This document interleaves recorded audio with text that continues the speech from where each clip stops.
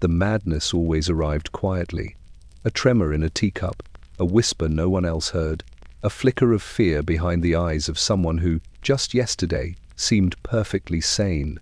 In Victorian Britain, where gas lamps hummed, chemists bottled miracles, and surgeons chased progress with bloody hands, nothing terrified society more than a mind slipping away.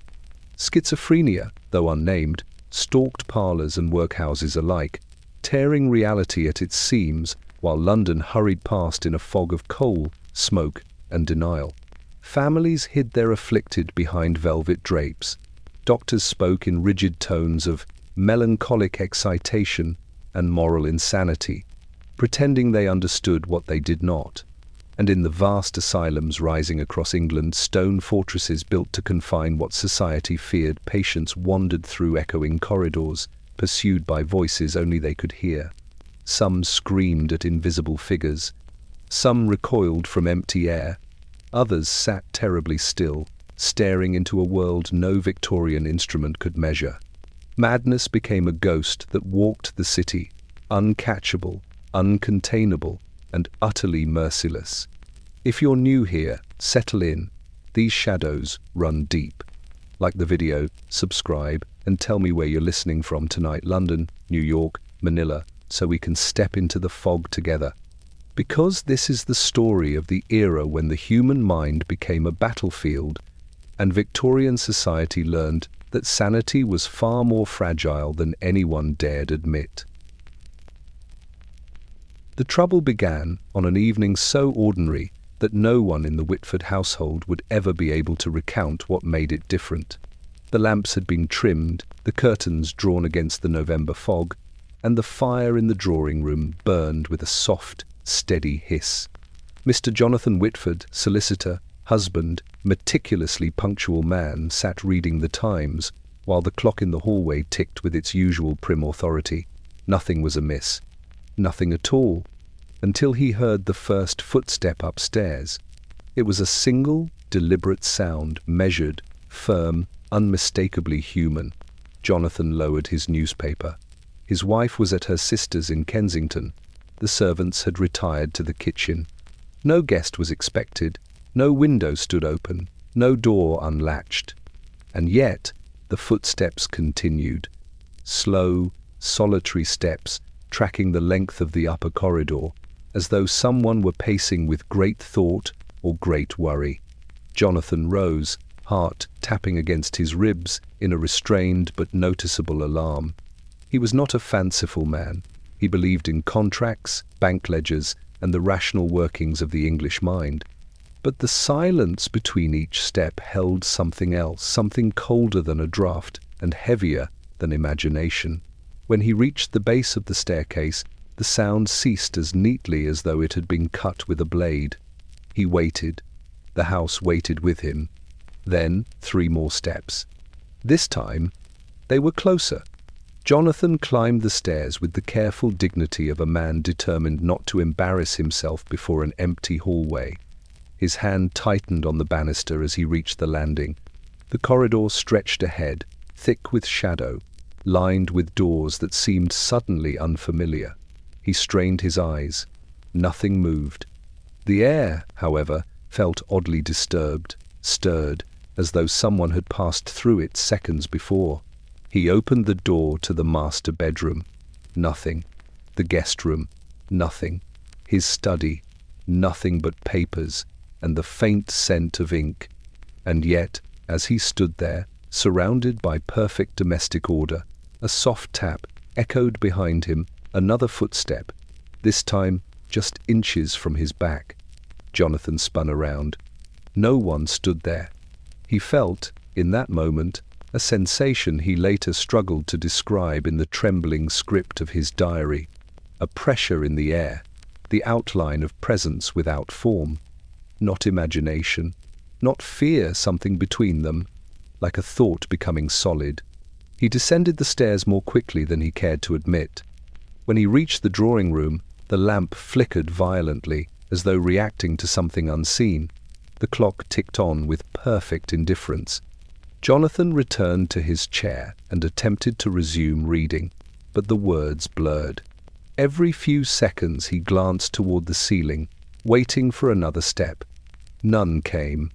Instead, a realization began to take root, quiet at first, then persistent. The footsteps had not been those of an intruder.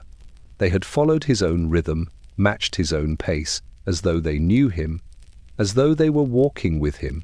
Jonathan Whitford closed the newspaper, extinguished the lamp, and tried to convince himself that nothing at all had happened. But upstairs, the corridor remained disturbed, the air unsettled, as though something had been awakened and was not yet finished. He would hear the footsteps again the very next night, and the next, and every night thereafter, each step pulling him further from the world he knew and deeper into the quiet, invisible unraveling of his mind. Miss Eleanor Hart had served the Barrowby household for 7 calm, uneventful years before the whispers began. She was, by every measure available to Victorian scrutiny, an exemplary governess, punctual, pious, soft-spoken, and blessed with that firm gentleness that could make even the most unruly child recite arithmetic without complaint. Nothing about her nature suggested instability or eccentricity. She kept her hair neatly pinned, her lessons meticulously planned, and her emotions tucked away like folded linens. Which is why the household found it so unsettling when she began speaking to the wallpaper. At first, the children noticed it. Little Clara, sharp-eyed and bold, informed her mother in the disarmingly casual tone of a child, unaware of the magnitude of her words. Miss Hart talks to the walls when she thinks no one is watching. Mrs. Barrowby, accustomed to childhood exaggeration, dismissed it with a patient smile. Yet later that same week, passing the schoolroom unexpectedly, she heard Miss Hart murmuring soft, rhythmic, as though listening to someone who murmured back. The wallpaper in the schoolroom was an elaborate Victorian print, pale gold vines spiraling into roses and thistles, all blooming in orderly repetition across the wall. Beautiful, yes, but unremarkable. Mrs. Barrowby had chosen it herself years earlier. And yet, as she lingered outside the doorway, the governess's voice floated out again, this time hushed with urgency. "No, I cannot say that. You know I cannot. Please, not now." Mrs. Barrowby stepped into the room. Miss Hart stood frozen, her attention fixed on a single rose motif beside the bookshelf. Her expression was one of wary concentration, as though she were deciphering something too faint for ordinary ears. Only when she noticed her employer did she snap upright, smoothing her apron with trembling hands. "Are you speaking to someone, Miss Hart?" Mrs. Barrowby asked gently. The governess faltered. Her lips parted, then closed again, as if she were weighing each possible answer against some unseen threat. "The children," she finally offered. "I was rehearsing a lesson." But her eyes did not match her explanation. They darted back to the wallpaper quickly, fearfully, as though the roses themselves were listening. In the weeks that followed, Miss Hart's behavior grew stranger. She avoided the schoolroom at certain hours, claiming the light hurt her eyes. She kept her back pressed to the wall during lessons, as if unwilling to turn her back on the golden vines. At night, the housemaid reported hearing her pacing the hall outside the children's rooms, whispering apologies to no one. One morning, Clara burst into the breakfast room, pale and breathless. "Mother," she cried, "the wallpaper told Miss Hart to leave." Miss Hart was discovered in the schoolroom, standing inches from the wall, pressing her palm against the painted roses as though feeling for a pulse. Tears streaked her face, but her expression was eerily serene. "They speak in petals," she murmured. "They tell me secrets about the children, about you, about what is coming." She smiled a fragile, trembling smile and traced the curling thistle pattern with her fingertip. "They promised they would stop whispering if I listened. But they never stop, they never sleep." By afternoon, the doctor had been summoned. He examined Miss Hart with the benign condescension Victorian physicians reserved for women's ailments. He blamed nerves, exhaustion, the pressures of governing anything but what the truth suggested, that her mind was beginning to fracture in ways no tonic could contain. Before dusk, Miss Hart was escorted from the house. She left quietly, her eyes never lifting from the wallpaper as she passed it for the final time. The Barrabys replaced the paper the following week. Yet sometimes, late in the evening, Mrs. Barrowby stood alone in the schoolroom and felt a prickling along her spine, as though something within the walls had simply fallen silent rather than gone. Miss Hart, meanwhile, now sat in a small room at the county asylum, where the wallpaper was plain and white.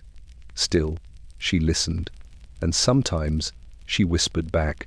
The first scream tore through the boarding house just after 2 a.m, sharp, ragged, and so full of terror that even the most exhausted lodgers jolted awake, as though the sound itself had reached into their dreams and dragged them back to consciousness. Mrs. Pennington, the landlady, sat upright in her bed, her heart clattering like loose china. Another scream followed, louder, breaking the fragile quiet of the winter night. Room 6. Mr. Arthur Bellamy. A mild, diligent clerk in his late 20s, Arthur was not the sort of man anyone expected to make noise, let alone pierce the darkness with shrieks that seemed torn from his very soul. He kept to himself, paid his rent early, and retired promptly at 10 each night. If anything, he was too quiet, so unremarkable that the house itself seemed to forget he lived there. But this night, everyone remembered. Mrs. Pennington lit her lamp and hurried down the hallway, her slippers slapping the wood. At room 6 she paused, breath held, listening. No more screams, only a frantic rustling, a muffled cry, and something like the sound of furniture scraping across the floorboards. She knocked. "Mr. Bellamy? Sir? Are you unwell?" The door shook violently from the inside once, twice, as if someone had stumbled into it. Then came Arthur's voice, strangled and trembling. "Keep them away! For God's sake, keep them away!" Mrs. Pennington, pale and shaking, fumbled for her spare key. The instant the door opened, a gust of cold air rushed out, extinguishing half the flame in her lamp. Arthur was crouched in the far corner of the room, his nightshirt clinging to him with sweat, his pupils wide as though reflecting an invisible fire. "They came out of the dark," he whispered, pointing toward the empty air near the wardrobe. "3 of them. I could hear them breathing. Couldn't you hear it?" The lamp illuminated nothing, no intruders, no shadows out of place, only the stark signs of his panic. The overturned chair, the crumpled bedding, the scratched marks on the floorboards where he had dragged himself backward in terror. Mrs. Pennington approached him slowly, her voice soft. "There is no one here, Mr. Bellamy. It was only a dream." "No dream," he hissed. "They spoke to me. They said my name." His voice lowered to a frantic whisper. "They said they were coming back." As she helped him to his feet, his hands shook so violently that she feared he might collapse. She guided him to sit on the edge of the bed, offered him water, and tried to soothe him with the gentle authority of a woman long accustomed to troubled lodgers. But Arthur's gaze remained fixed on the darkened corner beside the wardrobe, as though expecting something to emerge at any moment. When dawn broke, Arthur insisted on going to work, embarrassed by the commotion of the night. But the lodgers noticed his trembling hands at breakfast, the way he flinched at sudden sounds, the strange pause he took before stepping through a doorway as if checking for unseen watchers. That night, Mrs. Pennington instructed the maid to leave a candle lit outside his door, just in case. She herself listened from her room, alert to every creak of the house. It happened again at precisely 2:30. Another scream, this one shorter but more anguished, as if Arthur were already halfway lost to whatever tormented him. When Mrs. Pennington reached his door, she heard him sobbing, pleading with someone, something not to touch him. The words were fractured, desperate, drifting into madness.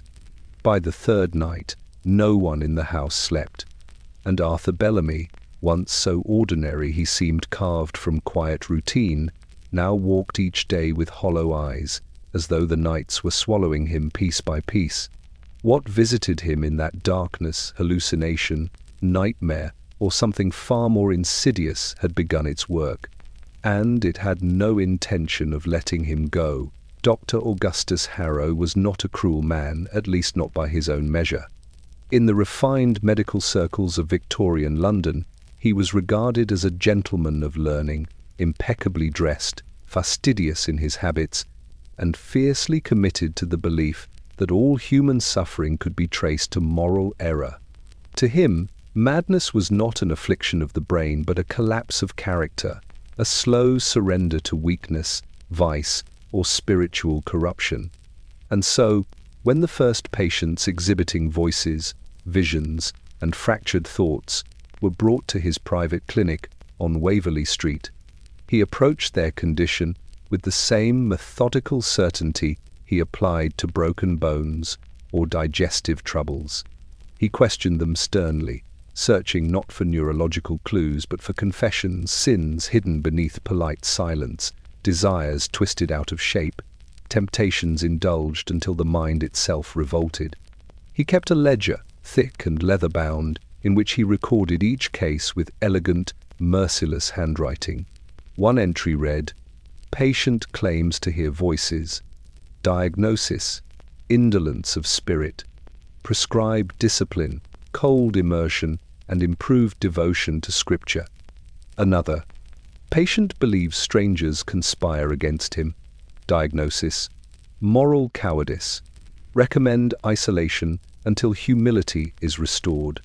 To Dr. Harrow, schizophrenia, though unnamed, was simply the manifestation of an unruly soul. The clinic itself mirrored his philosophy, a place of polished floors, stiff-backed chairs, and pale walls scrubbed clean of any softness. The air smelled faintly of ink, ether, and the lingering chill of disinfectant. Patients were made to sit upright during examinations, forbidden from expressing agitation, and encouraged always to maintain proper decorum, even as their minds unraveled in front of him. One winter afternoon, a young woman named Lydia Marsh was brought in by her elder brother. She had recently begun speaking to unseen companions, describing shadowy figures trailing her through markets and whispering warnings in the stillness of her bedroom. Her brother's face was lined with worry. Lydia's eyes shimmered with something far beyond fear, something fractured and wild. Dr. Harrow did not offer her a seat. "Miss Marsh," he began, "your brother informs me you have indulged in fancies unbecoming of a moral woman." Lydia blinked. "They aren't fancies, sir. They follow me. They speak to me." "And what do these apparitions tell you?" "That I am watched. That danger is coming. That none of you understand." Dr. Harrow's lips tightened. "Childish dramatics. You suffer not from madness, but from the sin of self-importance." Her breath caught. No, sir. He silenced her with a raised hand. "What you require is not coddling, but correction. Your mind has strayed because your moral compass has faltered. You must strengthen your discipline, your obedience, your grasp on proper thought." Her brother, relieved to hear such confident authority, nodded eagerly. Yes, of course, whatever treatment you advise." Dr. Harrow prescribed cold water immersion twice daily, limited speech, and hours of enforced stillness to cultivate mental order.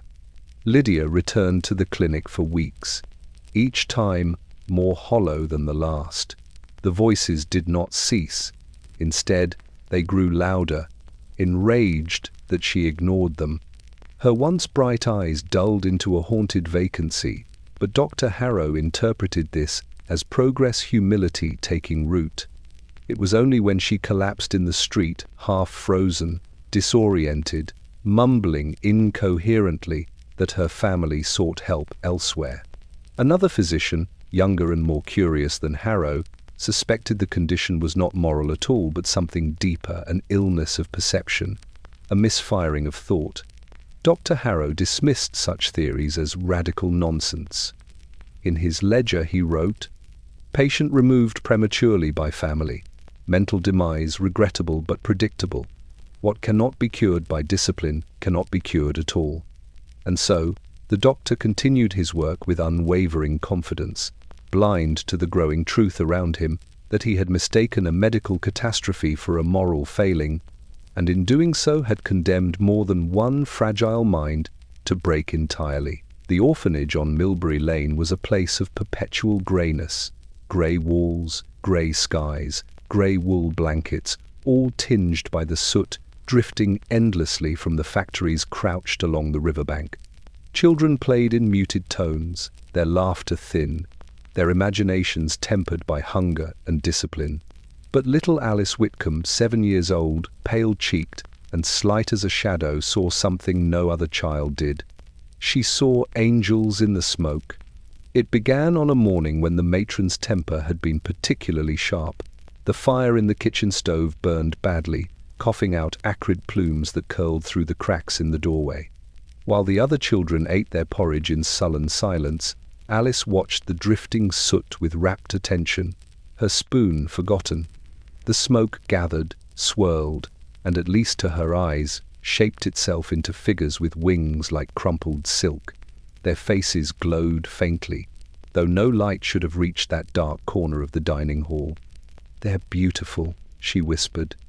Tommy Briggs, sitting beside her, frowned. "What is?" Alice smiled dreamily. "The angels." Across from them, another girl shivered. "You stop that. Angels don't come here." "But they do," Alice insisted, staring upward as if listening to a secret chorus. "They talk to me." Word of this reached the matron almost immediately, for Milbury children carried gossip the way chimneys carried soot, quickly and without mercy. Miss Grimdell, a woman whose heart had long ago ossified into something harder than stone, took Alice aside that afternoon. Her grip on the child's shoulder was firm, almost punishing. "You will not speak of such fantasies," she scolded. "Imagining spirits is a sign of idle thinking and worse." Alice lowered her eyes, but the visions continued. At night, as the older girls whispered under threadbare blankets, Alice sat upright on her cot, staring at the cracks in the ceiling. Smoke crept through the rafters from the nightly stoking of the boilers. It drifted toward her like a living thing, soft, grey, almost tender. And from within it, the angels formed again, tall, solemn, with eyes that shimmered like starlight trapped in soot. They spoke without moving their lips. She heard them inside her mind, their voices braided into the hum of the nighttime orphanage. "We watch you, Alice. You are chosen. The others cannot see. The others cannot know." She did not understand their meaning, but she clung to their presence. The angels were the only gentle thing in her world. Soon, however, the messages changed. Beware the matron. Beware the watchers behind the walls. Tell no one. Do not sleep. They will take you. On the 5th night, Alice awoke screaming, eyes wide with terror as she clawed at her blanket, shouting about shadow angels fighting at the foot of her bed. The older girls shrieked, the younger ones cried, and Miss Grimdell stormed in with her lantern blazing, her expression thunderous. Alice hid beneath her blanket, trembling violently. "They were here," she gasped. "They were angry tonight." The matron dragged her from the bed and shook her until her teeth rattled. "You will stop this immediately." But the next day, Alice told the other children that the angels had warned her. The smoke from the kitchen hid darker shapes, now shapes with claws instead of wings. Miss Grimdell summoned a physician. Dr. Pembroke examined Alice with detached curiosity, his fingers cold as he lifted her eyelids, listening with faint impatience as the child described her nightly visions. "Angels?" he repeated. "In the smoke?" Alice nodded fearfully. "They tell me secrets." The physician sighed. "Hallucinations, perhaps. The mind affected by poor nutrition, fright, or excessive imagination." The matron crossed her arms. "Can she be cured?" He hesitated. "The child must be watched. Her mind is impressionable."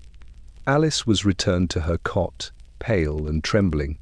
That night, as the fire was stoked and the smoke drifted through the rafters, the angels returned, but now they were distorted, their wings scorched, their faces rippling like molten wax.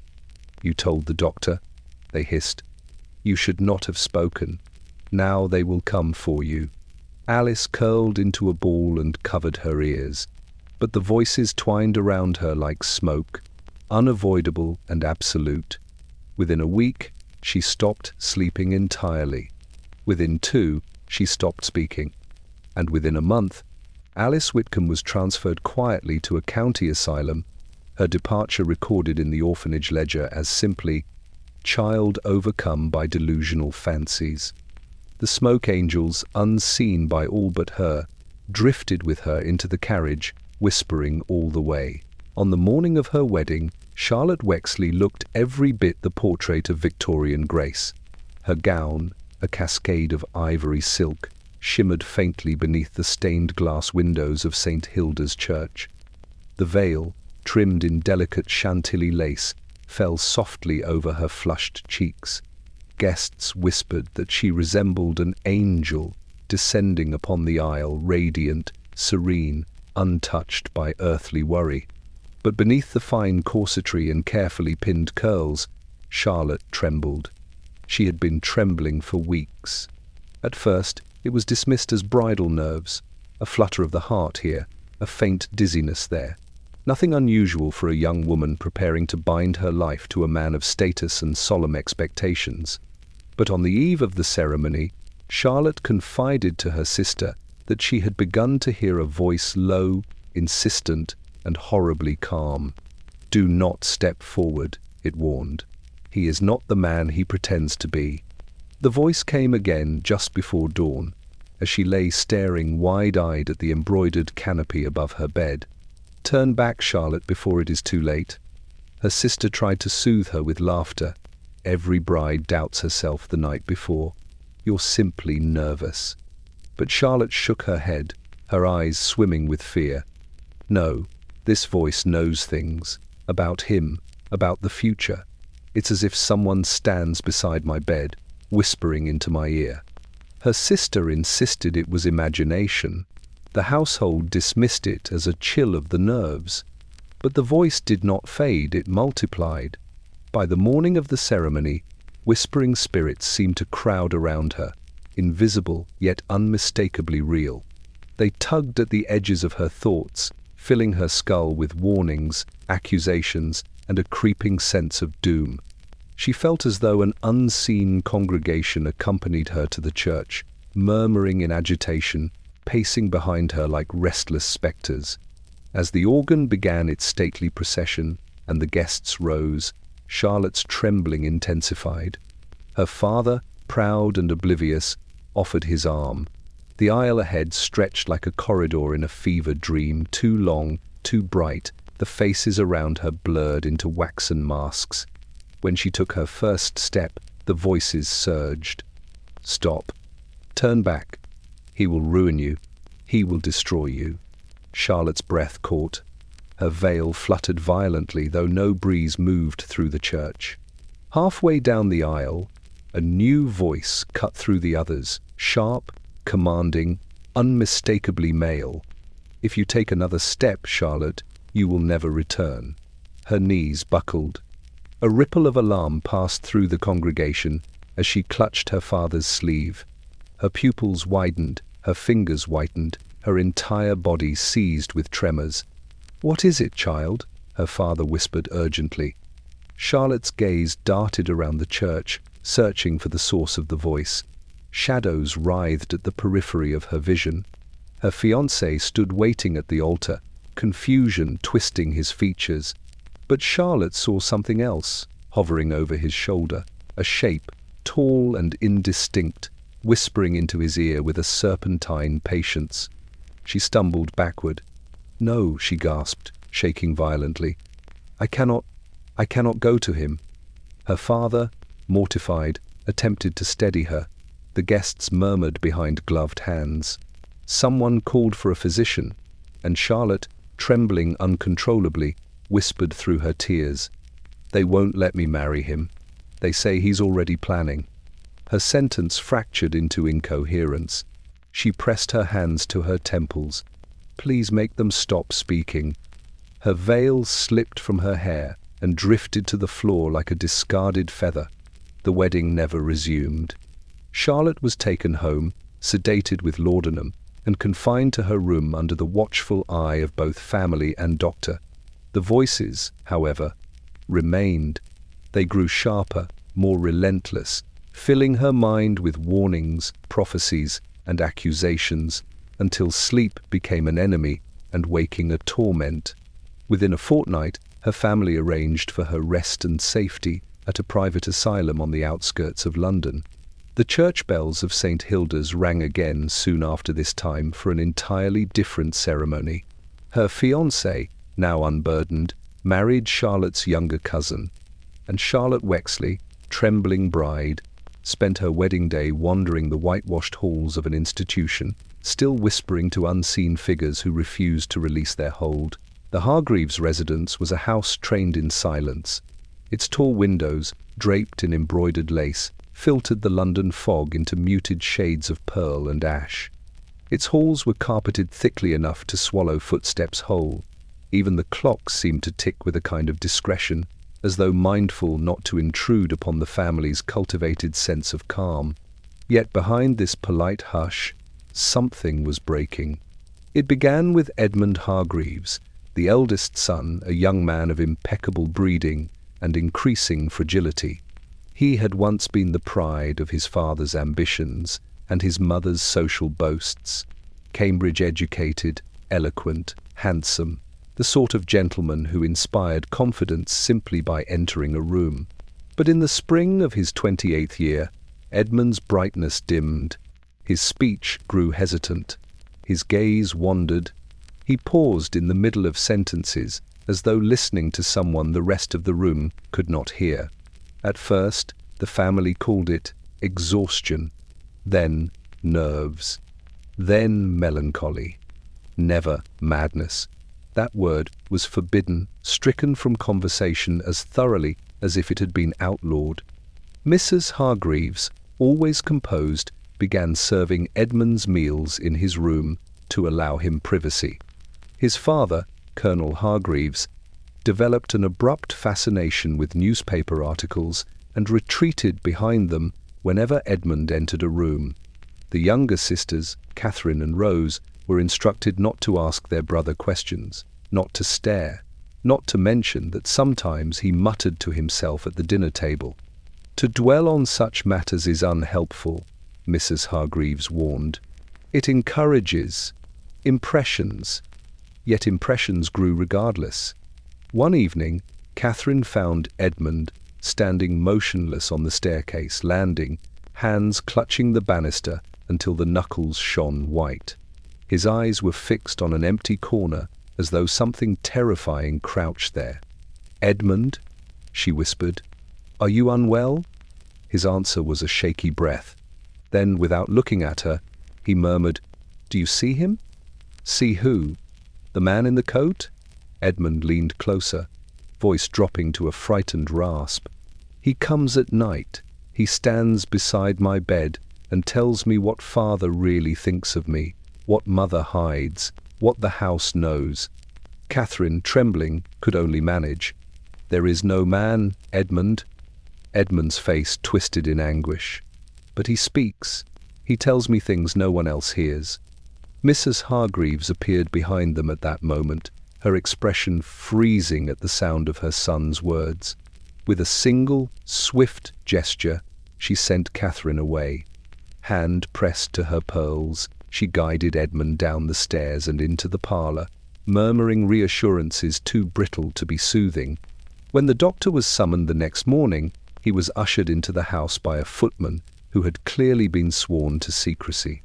Dr. Wexford, a man whose moustache was as stiff as his diagnoses, performed a brief, polite examination and declared Edmund's condition the result of prolonged strain.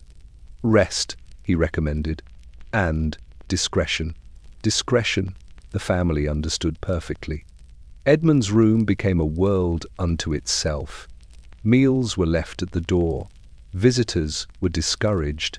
The servants were forbidden to speak of the strange noises drifting through the floorboards at night, the sudden bursts of frantic speech, the sobbing pleas, the muttered arguments with unseen antagonists. One maid, shaken and pale, claimed she heard 2 voices in Edmund's room. "But Sir was alone," she whispered. "I checked twice." She was dismissed the next day. Still, rumours seeped through the household like damp. The younger sister, Rose, swore she saw Edmund pacing the garden at dawn, arguing with the shadows beneath the elm trees. The cook reported that entire trays went untouched outside his door. The colonel began smoking cigar after cigar, filling the study with a haze that masked both his worry and his shame. And each night, the lace curtains shivered though no breeze passed through them. Behind them, Edmund sat by his window, whispering to someone only he could see, an invisible confidant who answered in words that pressed against the walls like a rising tide. The Hargreaves family never spoke of the night.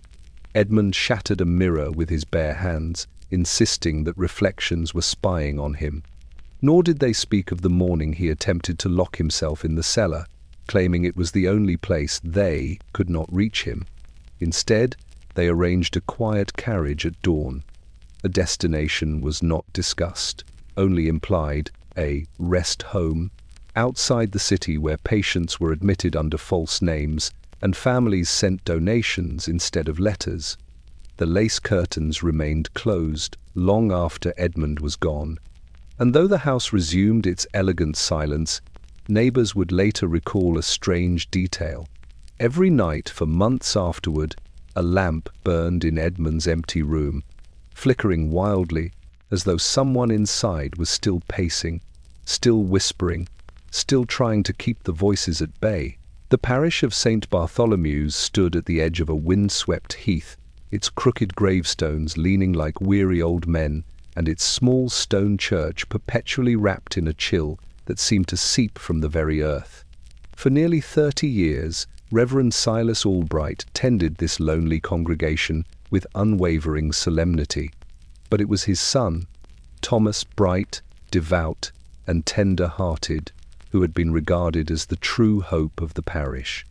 Thomas Albright was born with a gentle disposition, the kind that made parish widows weep with gratitude at his kindness, and schoolchildren fall silent when he spoke. By 16, he was already assisting his father in Sunday readings. By 20, he captivated the modest congregation with sermons delivered in a voice both calm and luminous. His father often said Thomas had the sort of soul heaven keeps an eye on. Perhaps heaven did, but something else watched him too. It began during evening prayers. Thomas would pause, brow furrowed, as though hearing a faint echo. At first, he attributed it to acoustics. St. Bartholomew's had an odd tendency to carry sound strangely, but soon the whispers followed him beyond the church. He would stop mid-sentence during supper, head tilted, eyes widening with distant attention. His father noticed. "Are you listening for something, my boy?" Thomas blinked and smiled politely. "Just thoughts, nothing more." But the whispers grew bolder. One night, while locking the church doors, he heard a voice behind him, soft, coaxing. "Thomas, you are not alone." He spun around. The pews were empty, the candlelight flickering like startled breath. He told himself it was imagination. Yet as he stepped into the aisle, another voice joined the first, then another, and another, until a chorus of unseen speakers swelled inside the nave. They whispered his name with such intimacy that he trembled. After that, the voices rarely left him. During morning walks across the heath, they drifted through the mist like spectral companions. During meals, they murmured private revelations. And at night, they gathered beside his bed, invisible figures pacing and gesturing in the candle shadows, urging him to listen, to answer, to preach. By early autumn, Thomas's sermons had changed. Instead of the measured, thoughtful homilies he once delivered, his voice now rose with an urgent, unnatural fervor. He addressed empty corners. He paused, as though waiting for silent confirmation. He gestured toward the rafters as though angels or something else hovered there, nodding in approval. Parishioners shifted uncomfortably in their seats. Mrs. Daltrey whispered to her neighbor, "He's speaking to thin air." Her neighbor whispered back, "Or something he thinks is there." One Sunday, Thomas lifted his hands and proclaimed, "They stand with us, they fill the aisles, they listen, they answer. Praise be to the unseen hosts." Several women gasped. A child cried. Reverend Silas, pale as parchment, gently guided his son aside and ended the service early. That night, Thomas argued with his father for hours. Silas insisted the voices were figments. Thomas insisted they were divine. "Father," he whispered, trembling, "they reveal truths no man could know. They tell me who among us suffers, who hides sins, who needs salvation. They show me the dead walking among the living. Visions are not virtue," Silas pleaded. "They may be illness, nothing more." But Thomas recoiled, horrified. "No, they are real. They speak, because I am chosen." The next day he preached alone in the church, no congregation, no father. Witnesses saw him gesturing wildly, shouting replies to the rafters, pacing the pulpit with eyes fever-bright. They heard him laugh suddenly, then weep, then command invisible forms to reveal their heavenly names. The churchwarden tried to intervene. Thomas shoved him aside. By winter, the vicar's son had become the parish's whispered terror. The final breaking came during a funeral service. As the coffin was lowered into the frozen earth, Thomas stepped forward and screamed, "Do not bury him, he is not at rest. He stands behind you, can you not see him?" Panic rippled through the mourners. Someone fainted. Someone else ran for Reverend Silas. When the vicar arrived, his son was kneeling in the snow, arms lifted to an empty sky, praying fervently to an audience only he could perceive. His lips moved ceaselessly, breath steaming like a soul trying to escape. Silas wept as he carried Thomas home. Within a week, arrangements were made. A carriage arrived at dawn, its windows shuttered. Thomas stepped inside without resistance, still murmuring to his unseen congregation. St. Bartholomew's never recovered its peace, and sometimes, late at night, the current vicar claims he hears faint echoes in the church, a young man's passionate sermon rising from the rafters, addressed to ghosts still lingering in the cold, silent air. The chemist's shop on Brambling Street was a sanctuary of civility in a neighborhood otherwise coated in soot and impatience. Its windows, frosted with delicate swirls, caught the lamplight each evening and glowed with a warm, honeyed promise. Inside, rows of tinted bottles lined the walls like obedient soldiers, greens, ambers, deep apothecary blues, each with handwritten labels that suggested certainty in a world increasingly troubled by invisible fears. Mr. Percival Linton, the chemist, presided over this realm with the quiet confidence of a man who believed deeply in the curative power of powders, tinctures, and well-measured optimism. His spectacles perched precariously at the tip of his nose, giving him a perpetually inquisitive expression. People trusted him. They came to him not only with coughs and aches, but with afflictions too delicate to confess to their physicians: sleeplessness, fainting fits, nerves, marital tension, dreams that refused to leave upon waking. But one winter evening, he encountered something more troubling than any of these. Mrs. Althea Burrows entered the shop just after dusk, her gloves clutched in white-knuckled fists. A respectable woman from a respectable home, she nonetheless had the wild look of someone who had not slept properly in weeks. Behind her floated the faint scent of lavender sachets, a futile attempt to mask fear. "Good evening, Mrs. Burrows." Mr. Linton greeted her warmly. "What troubles you today?" She hesitated, glancing toward the only other customer, an elderly man browsing tonics. Only when he left did she approach the counter, voice trembling. "It's my son," she whispered. "Henry, he hears things." Mr. Linton paused. Nervous mothers were common, nervous children even more so. But there was something in her gaze, something brittle, that urged him to listen carefully. "He says voices speak to him," she continued. "Voices that tell him terrible things. They mock him. They laugh. He refuses to sleep because he fears what they'll say when he closes his eyes."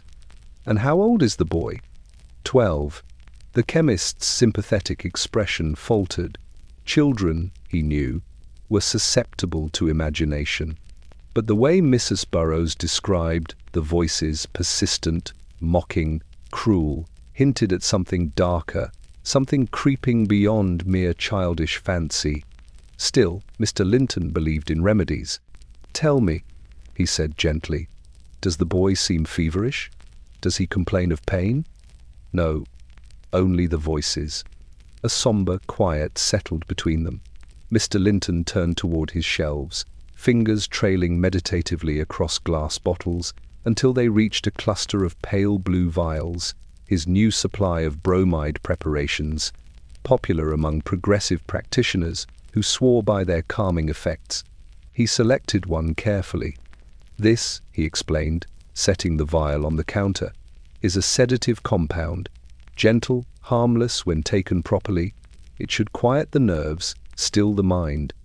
Perhaps it will—" He paused, choosing his words. "Grant Henry some peace." Mrs. Burroughs' eyes flooded with relief. "Will it stop the voices?" "I cannot promise that, but it may dull them. An arrested mind is often a stronger one." She paid quickly, clutching the vial as though it were a lifeline. As she turned to leave, Mr. Linton added kindly, "Do bring him by, if you wish. I should like to meet the boy." But Henry never visited.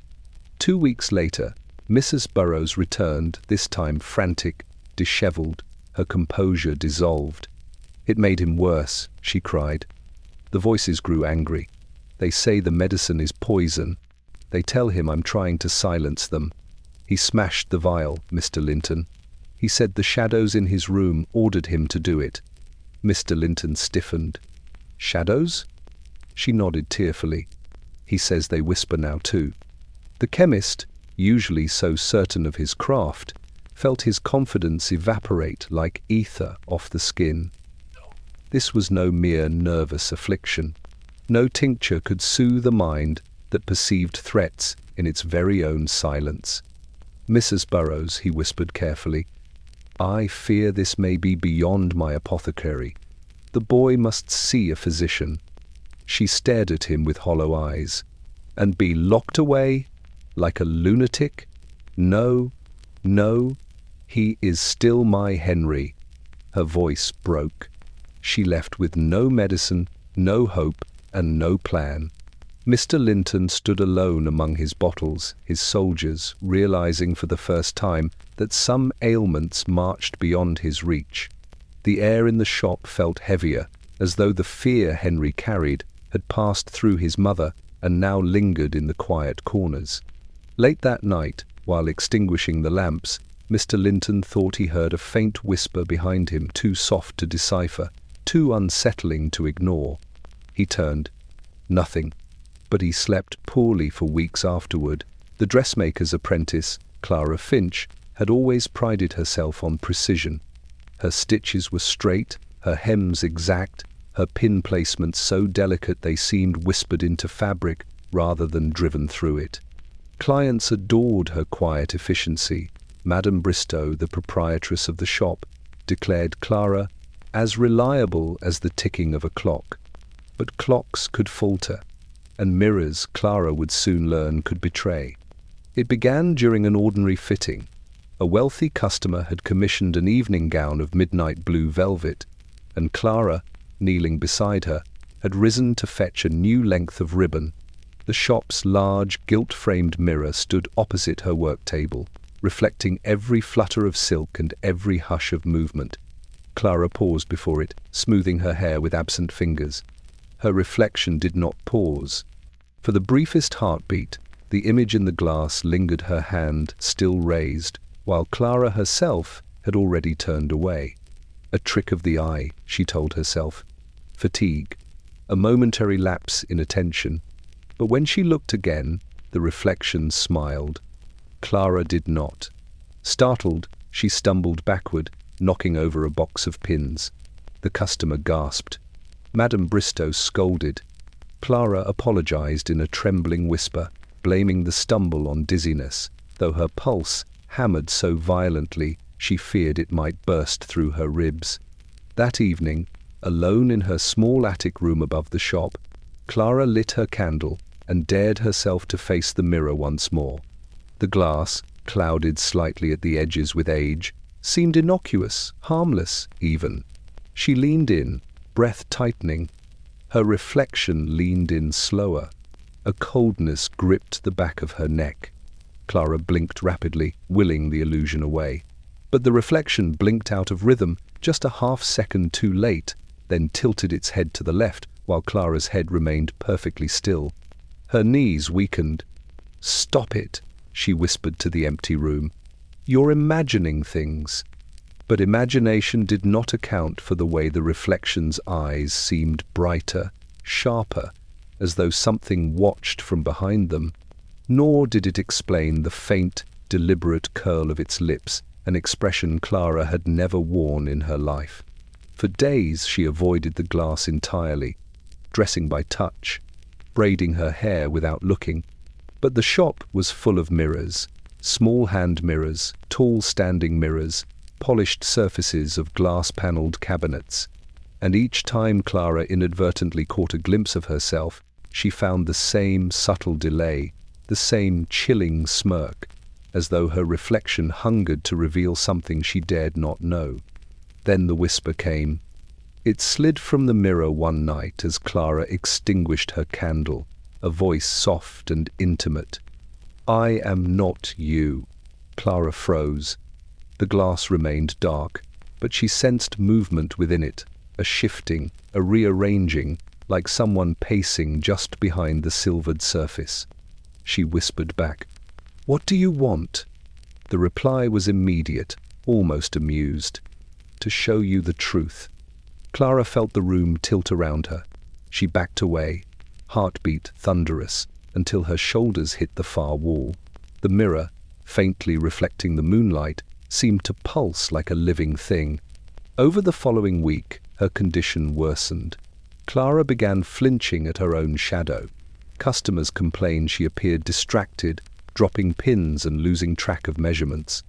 Madame Bristow, vexed but unaware of the true cause, warned her sternly. A dressmaker must attend to her work, not to foolish fancies. But at night, the mirror grew bolder. Sometimes Clara awoke to the sound of tapping, soft, persistent, deliberate, the kind of tapping made by fingernails against glass. Other times she awoke to see her reflection already sitting upright in the frame, watching her while she still lay motionless in bed. Sleep abandoned her entirely after the night her reflection whispered, "You do not belong here, but I can take your place." Clara screamed until the other apprentices came running. Within a week, she was gone, sent home to her widowed mother, whose trembling voice later informed Madame Bristow that Clara's condition had deteriorated. She now refused to enter any room with a reflective surface. They had covered every mirror in the house with thick fabric. Yet Clara insisted she could still feel the reflection watching her from behind the cloth. Eventually, the family summoned a physician. He recommended an institution. The mirror in Clara's attic room remained uncovered after her departure, and though the shopgirls avoided it in the early mornings, some swore they saw a young woman's face flicker in it, a face that smiled a moment too long, long after Clara herself was no longer there to cast a reflection at all. The asylum rose above the town like a monument to forgotten sorrows, a vast edifice of grey stone and solemn ambition, perched on Harrowick Hill, where the wind never ceased its mournful whistling. Locals called it the lantern, not for any warmth it offered, but because its tall windows glowed through the fog at night like watching eyes. Children dared one another to approach its gates. Adults crossed themselves quietly when its silhouette emerged through the morning mist. Officially, it was Harrowwick County Asylum for the disturbed of mind. Unofficially, it was where families sent their silence. The structure was imposing in every sense.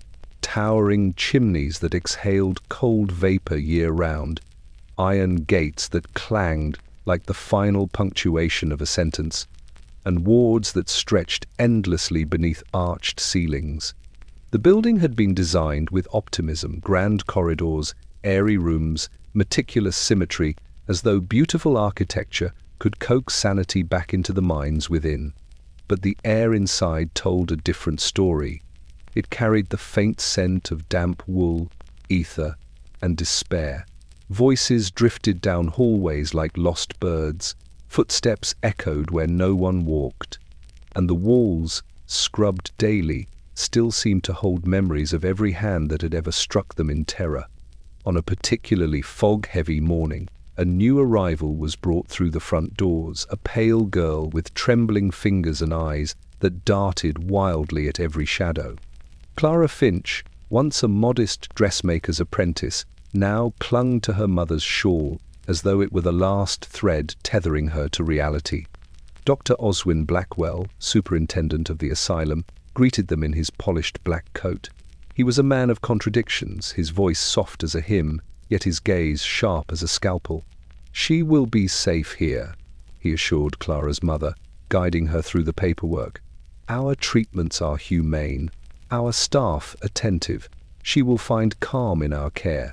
Calm was a peculiar word to apply to Harrowwick. As Clara was led down the main corridor, she passed patients in various states of fractured existence. One man stood perfectly still in a sunlit alcove, staring at his reflection in the glass as though negotiating with it. A woman in a lavender shawl rocked gently on a bench, humming a lullaby to an invisible infant. Another whispered ferociously into the crook of her arm, as though pleading with a hidden confidant. Clara felt the asylum watching her, its walls, its corners, its silence all leaning in. The ward matron, Mrs. Hargrove, ushered Clara into her room, a narrow space with a single iron-framed bed, a barred window, and a wash-basin whose surface reflected nothing clearly. The mirror's imperfect shine unnerved Clara. It seemed to warp her outline even when she stood perfectly still. "This will be home for a little while," Mrs. Hargrove said, forcing a sympathetic tone she did not feel. Clara nodded faintly, though the words home and while felt ominous in her ears. Later, during her intake questioning, Dr. Blackwell sat across from her in his oak-panelled office, pen poised over his ledger. "You spoke of a mirror that disobeyed," he prompted gently. Clara swallowed. "It wasn't me. It moved when I didn't." "Hallucinations, then," he wrote briskly. "Common in nervous disorders." "No," she whispered. "Not hallucinations. It knew me. It smiled when I didn't." Dr. Blackwell paused his writing just long enough for Clara to feel hope that he believed her, that he understood the terror that still clutched her mind. But he only dipped his pen again. "And do you still feel watched?" Clara's breath caught. She nodded. From the hallway came a sudden wail, raw, unrestrained, echoing through the corridors like a soul tearing loose. Clara flinched violently. Dr. Blackwell did not. "You must remember," he said calmly, "the mind plays cruel tricks, but here we will unravel them." Yet as Clara was escorted back to her room, the asylum seemed to pulse around her, breathing faintly through its stone lungs. Doors creaked without being touched. The barred window rattled, though the air outside was still, and as she lay on the narrow bed, she felt a presence settle at the foot of it, quiet, patient, unseen. Somewhere deeper in the building, a voice whispered her name. And Clara learned the first rule of Harrowwick. It was not the patients who haunted the asylum. It was the asylum that haunted them. The ledger lay upon its podium like a great, slumbering creature, thick, leather-bound, and heavy with the weight of thousands of names. Its pages, yellowed at the edges and soft as old linen, murmured faintly whenever the wind slipped through the cracks of the asylum's long corridors. Though no one admitted such superstitions aloud, the attendants often whispered that the ledger breathed, expanding each year as though hungering for the next unfortunate soul to be etched into its widening belly. Dr. Blackwell referred to it as the Register of Admissions. The staff called it the Book of the Lost. Each entry was meticulously written in black iron gall ink names, ages, occupations, and diagnoses that shifted with the fashions of medical thought. Melancholic agitation, hysteric collapse, moral insanity, delusional excitation, and, increasingly, those strange entries marked with a discreet diagonal stroke, Dr. Blackwell's private symbol for patients who heard voices no one else could hear. But the ledger did more than record. It remembered. On a cold morning in January, Mrs. Pennington, the matronly bookkeeper assigned to maintain its pages, carried the ledger into her office.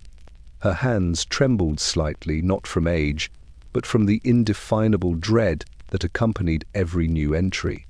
A carriage had arrived at dawn, its windows curtained, its wheels muffled by frost. 2 attendants escorted a gentleman into the reception hall. Richard Alden, barrister, age 34. His wife clung to his arm, sobbing quietly. Her husband stared straight ahead, jaw clenched, as though trying to contain something clawing inside his skull. "Name?" Mrs. Pennington asked gently. Richard did not answer. His eyes flicked toward the ledger on the table briefly, sharply, with an expression that made her spine prickle, as though he recognized the book, as though he feared it. His wife supplied the details while Richard stood silent, trembling beneath a veneer of professional dignity. At one point he whispered something under his breath, too soft to hear, yet filled with unmistakable terror. Mrs. Pennington dipped her pen, feeling the weight of inevitability settle over her. The ledger seemed to lean toward her hand, eager.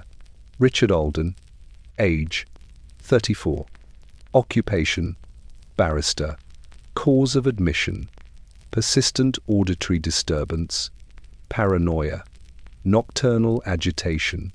As she finished writing, a drop of ink splattered beside the entry, blooming like a small, dark bruise on the page. She dabbed it hurriedly, though the smear left behind resembled a crooked, staring eye. She shivered and closed the ledger. But the moment she did, a sound like a sigh rose from the binding. She stepped back. The attendants noticed nothing. Later that evening, Mrs. Pennington carried the ledger to the records room, a narrow space deep within the asylum, lit only by a single oil lamp that flickered whenever patients wailed in the distance.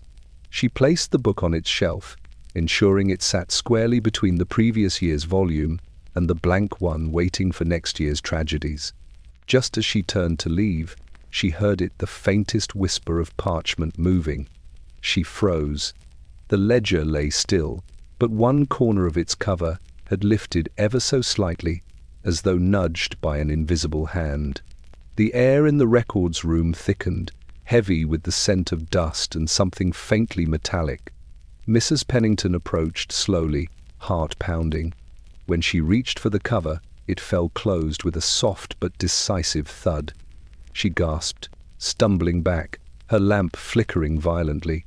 In the hallway, a patient screamed a raw, primal shriek that cut through the stillness like a blade.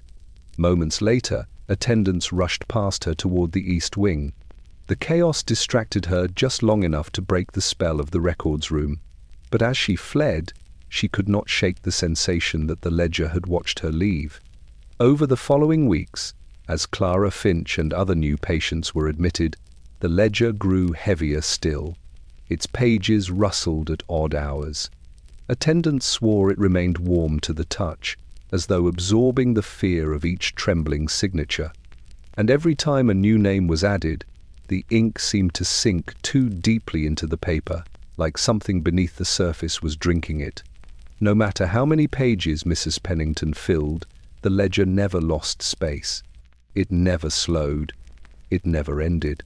It simply waited for the next name, the next broken mind, the next story swallowed by the grey stone asylum on the hill. And in Harrowwick there was never a shortage of names. The bathing ward lay at the far end of the asylum, where the corridors grew colder, the windows narrower, and the lamps dimmer, as though light itself hesitated to cross the threshold. It was a place of tiled floors, echoing ceilings, and an odour that clung to skin and memory.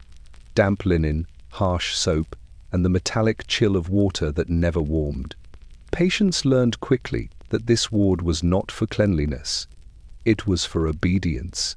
Cold water immersion prescribed for agitation, delusion, hysteria, and any behaviour the staff deemed disruptive was considered, in Dr. Blackwell's confident terminology, a moral corrective.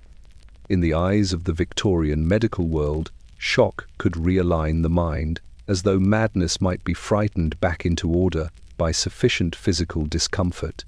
But the truth was crueler. The baths broke people.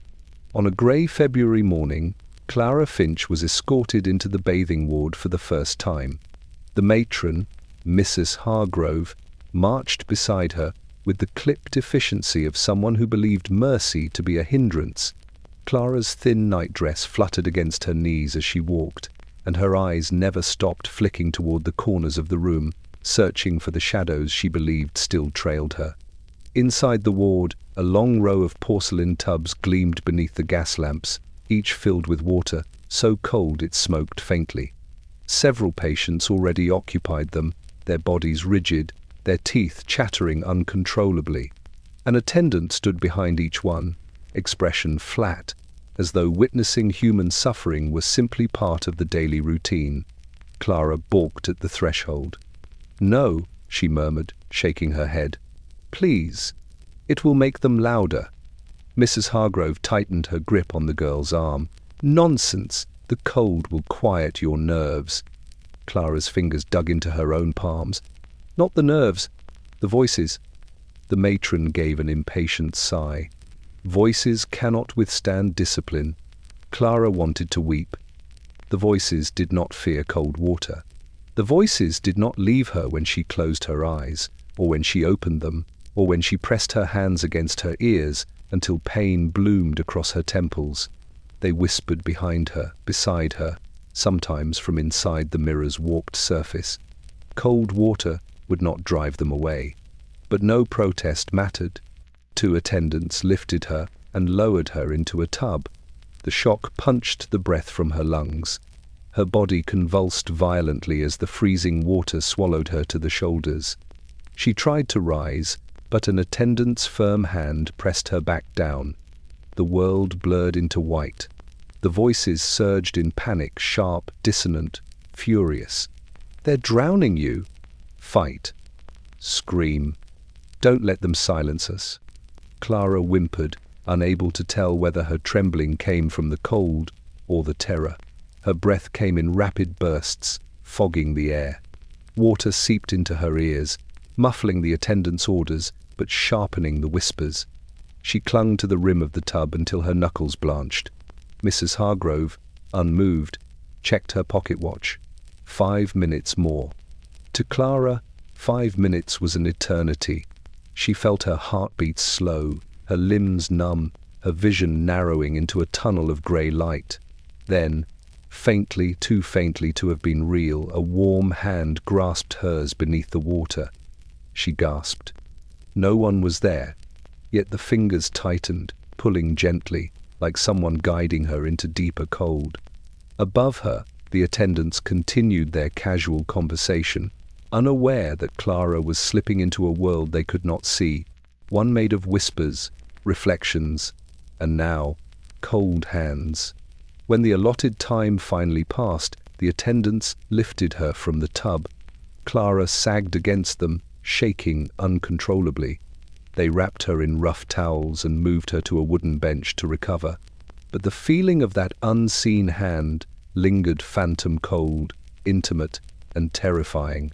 Across the ward, another patient began to shriek. "Don't let it touch me," he cried, thrashing in his tub. "It's in the water! It's coming up from the bottom!" The attendant subdued him with practiced indifference. Clara stared at her own pale fingers, wondering if the same thing had touched them both. The cold baths continued daily. Not one patient emerged calmer, but the asylum kept administering them quiet punishments for unruly minds, prescribed not by compassion, but by the Victorian conviction that suffering could polish a soul back into sanity. In the ledger, Clara's treatment was recorded in neat script. Hydrotherapy administered. Patient compliant. Delusions persist. Only Clara knew the truth. The water had begun whispering too.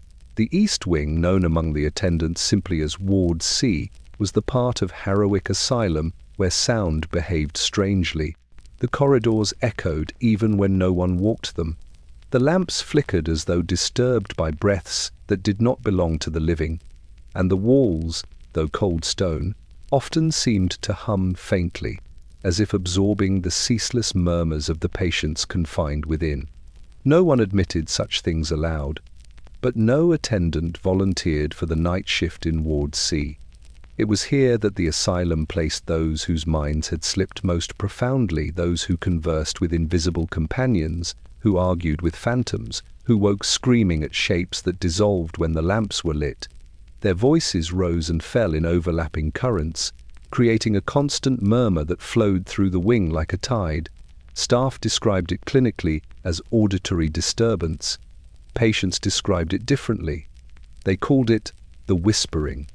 Clara Finch was moved into Ward C on her 10th day in the asylum, after her episodes in the bathing ward and her increasing refusal to sleep in the presence of any reflective surface. As the attendants escorted her down the corridor, she clutched her blanket like a lifeline, her pulse hammering beneath her skin. "Please," she whispered, "not this ward." Mrs. Hargrove walked ahead with brisk indifference. "You'll be safe here, Miss Finch. This is where those with similar afflictions reside." Similar afflictions. Clara thought of the voices that had followed her from the mirror, the cold hand beneath the bathwater, the shifting shapes at the edges of her vision. If the others here suffered the same, the ward would not bring safety. It would bring amplification. The moment they passed through the iron gate, Clara heard it, a low, layered murmur, dozens of voices blending into one another. Some muttered, some chanted, some whispered in tones too soft to decipher. But a few, just a few, spoke clearly enough to send a prickling rush of fear down her spine. "Who is she?" "New blood. Tell her not to listen." "Tell her to listen?" Clara gasped. "Did you hear that?" The attendant beside her shook their head. "Hear what?" The doors lining Ward C were fitted with small, barred windows. As Clara was guided down the hall, faces appeared in them, pale, sunken, trembling with excitement or terror. A woman rocked in her cell, whispering a lullaby in a language Clara did not recognize. A man pressed his eye to the bars and hissed, "Don't believe anything they say. Not any of them. Especially the ones who sound kind." Another patient, farther down, laughed suddenly, a dry, broken sound that scattered the whispers for a moment before they reformed, stronger than before. Clara's room was the last one on the left. Mrs. Hargrove opened the door with mechanical efficiency. "This shall be yours," she said. "Meals will be brought. You will not leave without supervision." The attendants ushered Clara inside. The door closed with a metallic snap that echoed far too loudly. The moment the lock turned, the whispering surged. "She's here. She heard us. She's one of us now." Clara pressed her hands over her ears. Still, she heard them. The room, sparsely furnished, seemed alive with sound, tiny murmurs rising from corners, drifting from the ceiling, even resonating faintly through the mattress. Clara curled up on the narrow bed, shaking violently, trying to force herself to breathe slowly. She had barely calmed when she heard a soft voice beside her bed. Don't be afraid." Clara's head snapped up. A girl sat on the floor, knees drawn to her chest, dark hair falling in tangled waves around her face. But when Clara blinked as if to sharpen the image, the girl vanished, dissolved, like smoke blown through a crack in the wall. The whispering around her intensified in delighted murmurs. "She sees her. She's slipping. She'll join us soon." Clara clutched the blanket tighter. "No," she whispered. "I won't listen. I won't." But the voices did not leave. They pressed closer. Some pleaded. Some threatened. Some mimicked her own breath. And as the lamps dimmed for the night, Ward C unfurled its symphony of madness, rising, falling, shifting like a ghostly choir. The attendants, safe in the well-lit corridor beyond, noted in the evening report only one succinct observation. New patient unsettled. Whispering behavior persists. But in the darkness of Ward C, the voices whispered far more truthfully. "The asylum cannot help you, Clara Finch. You belong to us now." Samuel Briggs had been an attendant at Harrowick Asylum for nearly 6 years, and in that time he had learned the first rule of survival: walk softly. Not because he feared the patients, though some were violent, some unpredictable, and some lost entirely to the labyrinths of their own minds. No, Samuel walked softly because any noise had a way of stirring things best left unstirred. Ward C had taught him that. The others joked that Samuel floated rather than walked, gliding down the corridors like a ghost among ghosts. He never slammed a door, never let his boots echo, never let keys jingle. He had learned early that madness and silence were uneasy neighbors. A single sharp sound could awaken an entire ward of shadows and whispers, and the patients responded. Some with fear, some with fury, but some most terrifying of all with recognition. Samuel did not want to be recognized by the things that haunted Ward C. On a night thick with fog, he began his rounds carrying a small lantern and a clipboard with the evening's observations. The light quivered as he moved, casting soft, trembling halos on the walls. Behind each door came murmurs, sleepless muttering, restless breathing, sudden gasps. Samuel had grown used to these. They were almost comforting. Almost. He paused outside the cell of Mr. Hollingwood, a former clockmaker whose schizoid visions had filled his nights with ticking ghosts. Inside, Samuel heard frantic whispering. 12, 12, 12. Stop the hands. Stop the hands. Samuel peered through the barred window. Mr. Hollingwood sat hunched on the floor, tracing invisible circles in the air. His lips moved in frantic rhythm, as though following the sweep of a phantom second hand. Samuel made his note. Agitation continues, speech repetitive. Then something behind him whispered, "Samuel." He froze. No patient had spoken from the corridor. None could, the doors were locked. The hall stood empty. Yet the whisper had brushed his ear like cold breath. Slowly, he turned. Nothing. Only his lantern light trembling on stone. He swallowed hard. Not again. Not tonight. Ward C had always spoken in murmurs, but lately the whispering seemed to know his name. And Samuel, hardened though he was, could not shake the feeling that something unseen had begun to notice the softness of his steps. He continued down the hall, heart tapping like a trapped moth. At Clara Finch's door, he paused. Her file had grown thick in only a week, deteriorating sleep, auditory hallucinations, episodes of panic. But Samuel felt something different around her room. Not fear, not pity. A pulling. He lifted the lantern and looked through the bars. Clara sat on her bed, staring directly at the door, directly at him, as if she had been waiting. Her voice slid out like a breath. "Did you hear them tonight?" Samuel steadied his tone. "Hear who, Miss Finch?" "The others," she whispered. "They say your name now?" Samuel's blood chilled. "That's only imagination talking," he murmured, keeping his voice low. "You mustn't listen." Clara shook her head slowly. "I didn't mean the patients." A silence fell dense, suffocating. Samuel's lantern flickered violently. From the far end of the ward came a swell of whispers, rising and falling like a tide, dozens, perhaps hundreds of murmuring voices, layered into an eerie symphony that made the hairs along Samuel's arms stand rigid. Clara leaned forward, her eyes wide and glassy. "They're becoming louder because you walk softly," she breathed. "They like the quiet. It lets them follow you." Samuel stepped back instinctively, heart pounding so fiercely he feared the sound would draw attention. Clara's expression shifted, pity and terror intertwined. "You should make noise," she said softly. "Noise keeps them away." Her voice trembled.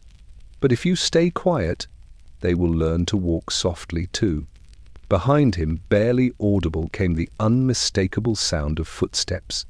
Soft, careful, mimicking. Samuel spun around. No one stood there. Yet the footsteps continued, slow, deliberate, matching the quiet fear in his own breath. And in the ledger later that night, the entry written by Samuel's shaking hand read simply, "Ward unusually active, whispering intense, personal disturbance, experienced." He did not mention Clara's warning. He did not mention the footsteps. He did not mention how, as he extinguished the lanterns, someone whispered his name again, closer this time. But from that night forward, Samuel Briggs walked a little less softly. Dr. Elias Whitcomb was known throughout Harrowwick Asylum not for kindness nor cruelty, but for certainty. He carried himself with the polished confidence of a man who believed the human mind could be diagrammed, charted, and ultimately conquered with sufficient observation. His silver stethoscope, a gift from a grateful patient's family years earlier, hung around his neck like a badge of sanctified authority. The attendants whispered that even the mad fell silent when the gleam of that instrument appeared in their doorway. Yet for all his medical precision, Dr. Whitcomb was a man haunted by the one truth Victorian science most despised. Some illnesses left no mark on flesh, no lesion on the brain, no trace the eye could follow. And this infuriated him. Each morning, as the asylum bells tolled 6, Whitcomb began his rounds with a calm, measured stride. His boots clicked against the polished stone, echoing through the ward like an announcement. Order has arrived. He visited the mildly afflicted first, those who trembled, those who wept, those who stared blankly into middle distance. These cases soothed him.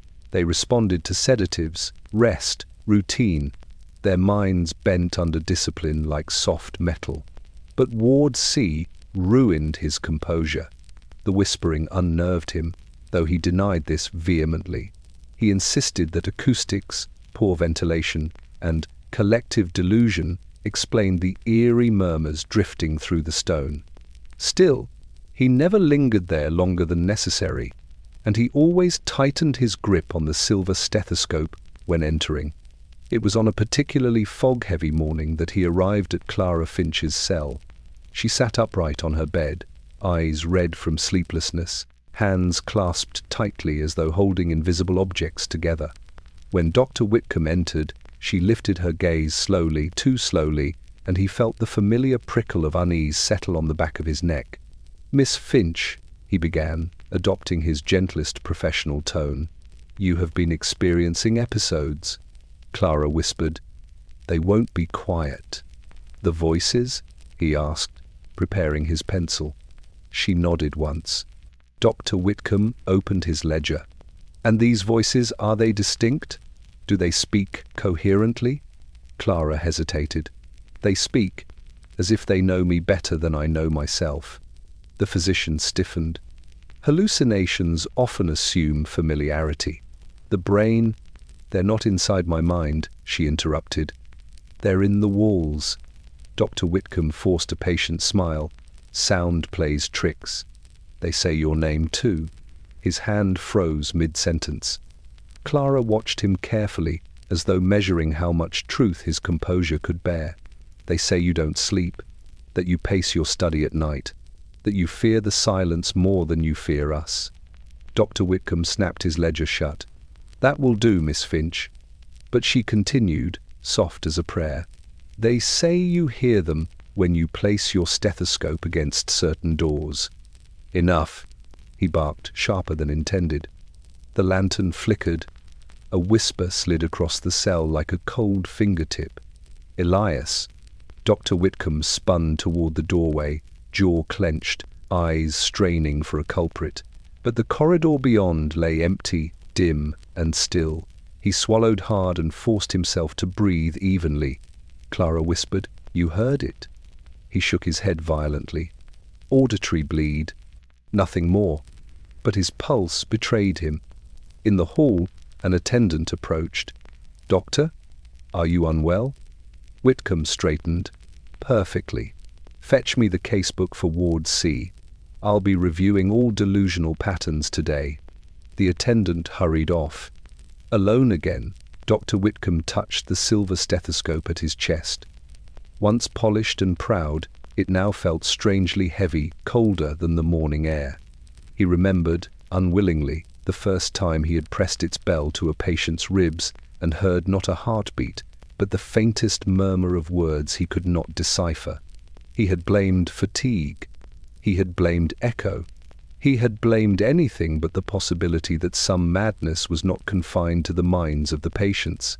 Clara watched him from her narrow bed, her expression one of tired certainty. "They talk to everyone," she whispered. "You just pretend you're above it." He stepped back from the door, and though he left the ward with steady movements and a scholar's disciplined calm, 2 new entries trembled onto the page of his private notes that evening. Miss Finch's delusions intensifying. Patient believes voices extend beyond her cell. But beneath those lines came one written in smaller, shakier script. Heard whisper behind Ward C door. Must investigate source. Possibly.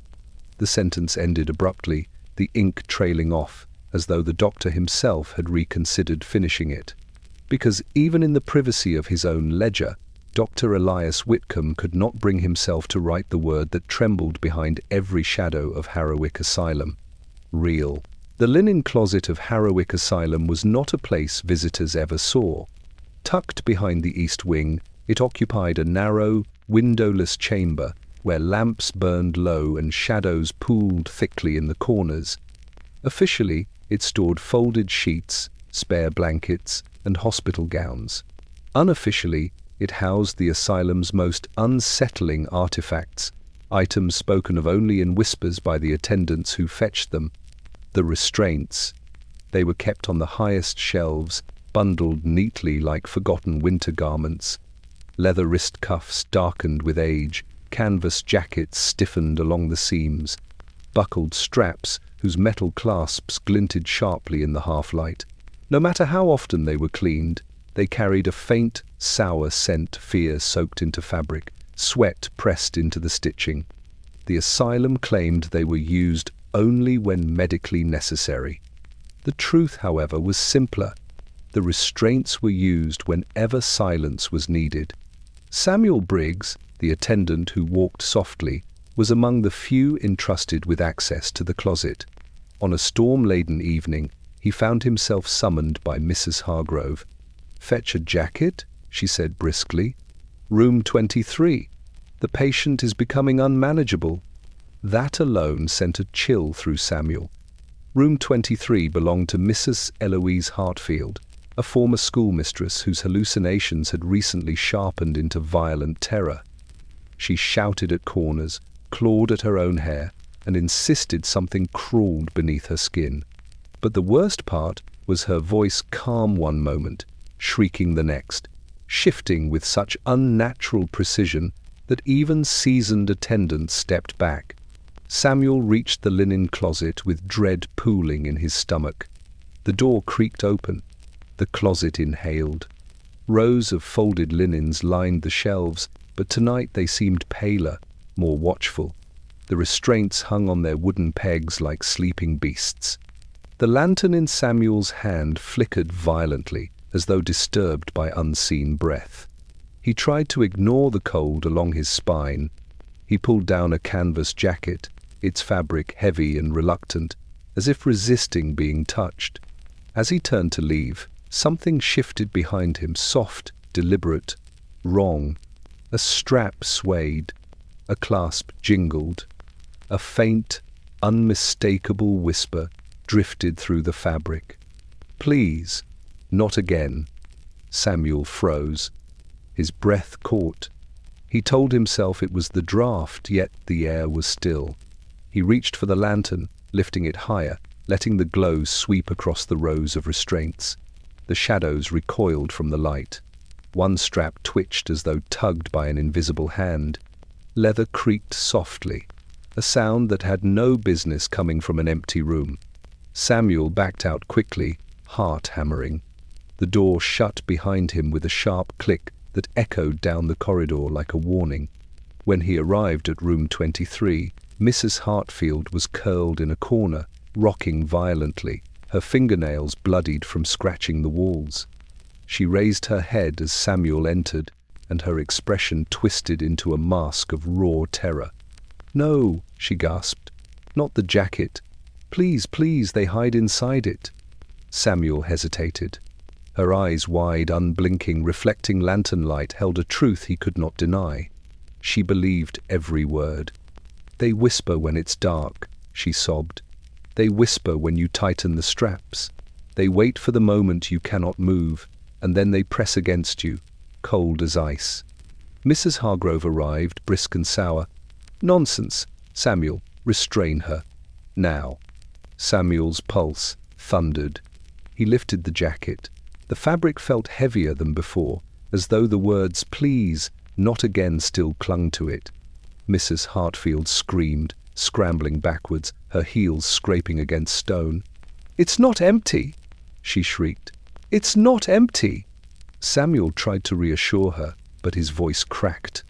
Mrs. Hargrove seized the jacket, thrusting it over the woman's arms and forcing her into its stiff embrace. Samuel fastened the straps with trembling fingers as Mrs. Hartfield fought with terrifying strength, tears streaking her face, her voice breaking. "They move inside it," she whispered hoarsely.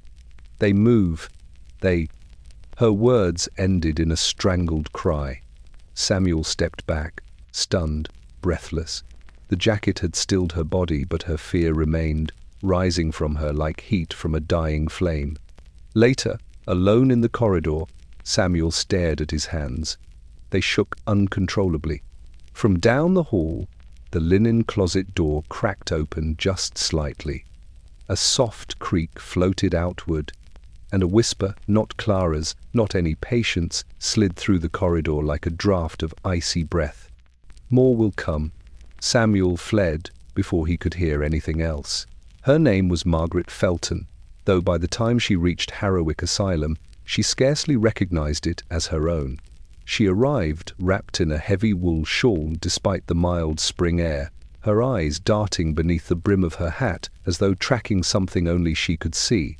Her husband, a stiff, humorless banker, delivered her with the dry efficiency of a man depositing funds into an account. "She insists," he told Dr. Whitcomb, "that her thoughts are no longer private." With that, he bowed curtly and left the asylum without a backward glance. Margaret's first night was deceptively quiet. She lay in her narrow bed in the women's wing, staring at the ceiling, hands folded neatly on her chest like a figure awaiting burial. The attendants noted her calm, her silence, her agreeable temperament. But Margaret was not calm. She was listening. Even now, she could feel them, those invisible fingers rummaging through her mind, sifting through memories as though leafing through the pages of a book.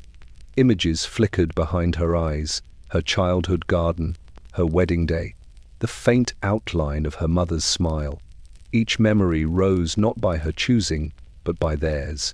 By morning, she was pacing the length of her cell, rubbing her temples as though trying to keep something inside or keep something out.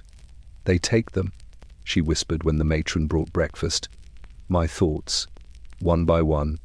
Mrs. Hargrove sighed sharply, accustomed to delusions presenting themselves with poetic flair.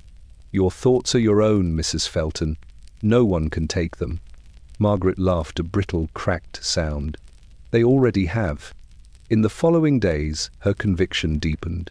She claimed she could hear her thoughts echoing in the hallways, repeated by unseen mouths. During supper, she accused another patient of wearing her memory like a stolen brooch. Once, she slapped an attendant's hand away, insisting he was reaching into her mind when he merely adjusted her lantern. But the episode that cemented her reputation and her isolation occurred one quiet afternoon when Dr. Whitcomb visited her for examination. He found her seated at the small writing desk in her cell, staring blankly at the parchment before her. What do you write? He asked gently. My thoughts, she answered, though the page remained blank. Why is there no ink? She turned toward him slowly, her eyes hollow yet strangely luminous. Because they take it, she murmured. Before I finish thinking it. Dr. Whitcomb forced a smile. That is not possible, Mrs. Felton. Thoughts do not vanish. They remain within the mind. Margaret reached across the desk and seized his wrist with sudden, startling strength. Listen, she whispered fiercely.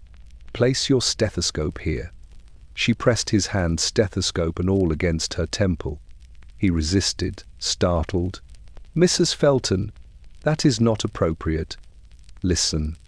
Something in her voice, something threaded with raw terror, compelled him. He lowered the bell of the silver instrument against the side of her skull. Silence. Then, a faint sound, a soft, rapid flutter, like pages being turned in a distant library. Then a murmur, indistinct, layered, as though many voices whispered simultaneously through walls of cotton. Dr. Whitcomb jerked back, breath-catching. Do you hear them? Margaret pleaded. They move through my mind like thieves in a house with open doors. He swallowed. Blood. It is only the movement of blood. No, she breathed. It is them. They take what they want. Thoughts, dreams, secrets. I cannot keep them safe. Her voice faltered. I cannot keep myself safe. That night, Margaret refused sleep entirely. She paced until dawn, pressing her palms against the walls as though feeling for cracks where her thoughts escaped. Attendants reported hearing her mutter lists under her breath, as if reciting memories to keep them tethered. But even this failed. By the end of the week, she no longer recognized the names of her childhood pets. By the next, she forgot her wedding day entirely. One morning, she stood at her cell window and asked the attendant, Have I always lived here? Her mind, once orderly, refined, elegant, had become a house with every door open, every drawer emptied, every page torn from its spine. In the ledger, Dr. Whitcomb recorded her condition with clinical detachment. Patient expresses belief in thought extraction, severe paranoia, memory deterioration, unexplained. But privately late at night, when the asylum moaned with restless whispers, he found himself recalling the faint sound through the stethoscope, the whispering that should not have existed, the sound of something turning the pages of Margaret Felton's mind. The laughter began shortly after midnight, thin, brittle, and startlingly out of place in the solemn hush of Harrowwick Asylum. At first, the attendants dismissed it as another episode of hysteria. Such sounds were not uncommon. Madness expressed itself in every register of the human voice. But this laughter, this was different. It did not ebb. It did not falter. It did not breathe. It continued. By dawn, the entire East Wing had fallen under its spell. The source was a man known as Mr. Julian Everley, a former stage actor admired once for his comedic timing and effortless charm. But acclaim had not saved him from the creeping fractures of his mind. In the months before his admission, he had begun laughing in the middle of silence, chuckling at empty corners, giggling at tragedies, until one evening He collapsed at a dinner party, clutching his ribs as he howled at something no one else could see. His family insisted he was possessed by the demon of mirth. The asylum diagnosed him with pathological exhilaration, but Mr. Everly himself had described it best. "I hear jokes," he whispered during his intake interview. Jokes whispered by voices with no faces. Dr. Whitcomb had shaken his head, unfazed. "Hallucinations, surely?" Mr. Everly smiled too widely. "They're very funny, Doctor, but not to me. Not anymore." Now, in his cell on the 3rd floor, Mr. Everly sat with his back pressed into the corner, spine twisted, hands limp at his sides. His mouth, stretched in a ghastly grin, trembled with ceaseless amusement. His laugh rattled through the air like glass about to shatter. Ha ha ha ha ha. It scraped the nerves. That sound. It lodged itself into the air like a splinter. Samuel Briggs and 2 attendants approached his door with visible reluctance. "He's been at it all night," one whispered. "He hasn't stopped to breathe," said the other. Samuel peered through the bars. "Mr. Everly, can you hear me?" The laughter swelled in response, but the man's eyes, bloodshot, glassy, fixed directly on Samuel's. It was as though the laughter came from somewhere else entirely, something using his throat as a channel. "I told them to stop." Mr. Everly gasped between fits, his chest heaving. "I told them the joke wasn't funny." His laughter spiraled upward into a sharp, hysterical shriek. "But they keep telling it." "Who?" Samuel asked gently. Mr. Everly craned his neck unnaturally, his head tilting as though listening to someone standing just behind his ear. "The ones in the walls," he whispered, "the ones who whisper all the time. They tell me jokes, filthy ones, cruel ones. They tell me what will happen. They tell me what the others will do before they do it. They tell me secrets the patients have never spoken aloud." He let out a burst of manic laughter that dissolved into wheezing. "And then they laugh at me for hearing them." His body shook violently. "Make them stop," he begged. "Please, oh please make them stop laughing." Samuel exchanged a look with the attendants. He unlocked the door slowly. The moment it swung open, the laughter erupted with renewed force, filling the corridor with unnatural intensity. Mr. Everly's body convulsed, his grin fixed. Tears streamed down his cheeks, even as his mouth kept shaping sound after sound after sound. "Mr. Everly," Samuel said softly, "take a breath." "I can't," he cried, clutching his throat. "They won't let me." His voice cracked. The laughter morphed into a hideous, choking cackle. Dr. Whitcomb arrived moments later. "Sedate him," he ordered. The attendants held Mr. Everly down, though touching him felt like trying to restrain a man electrified. He squirmed, kicking, his laughter tearing at his voice until blood tinged the corners of his mouth. When the needle pierced his skin, he shuddered, and for a brief moment the laughter faltered. He whispered, "They're laughing with me now." He collapsed into unconsciousness, but the silence lasted only minutes. As Samuel and the doctor prepared to leave, a sound drifted from the corner of the room, a soft, distant chuckle. No one was awake. No one was moving. Yet the laughter echoed, faint but undeniable, from somewhere inside the stone. The attendants fled. The doctor forced himself to remain, though his hand trembled. He pressed his stethoscope against the wall, and what he heard was not the usual hum of pipes or settling of stone. He heard laughter, as though something deep within Harrowick Asylum was amused, as though madness itself had found a voice.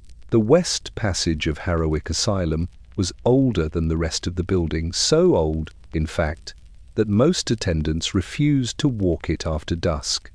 The stones there were stained darker, as though years of footsteps and anguish had seeped into them. The lamps burned lower. The air held a persistent chill, even in summer, and the doors, 12 in total, remained shut nearly at all times. This was not by accident. This was by design.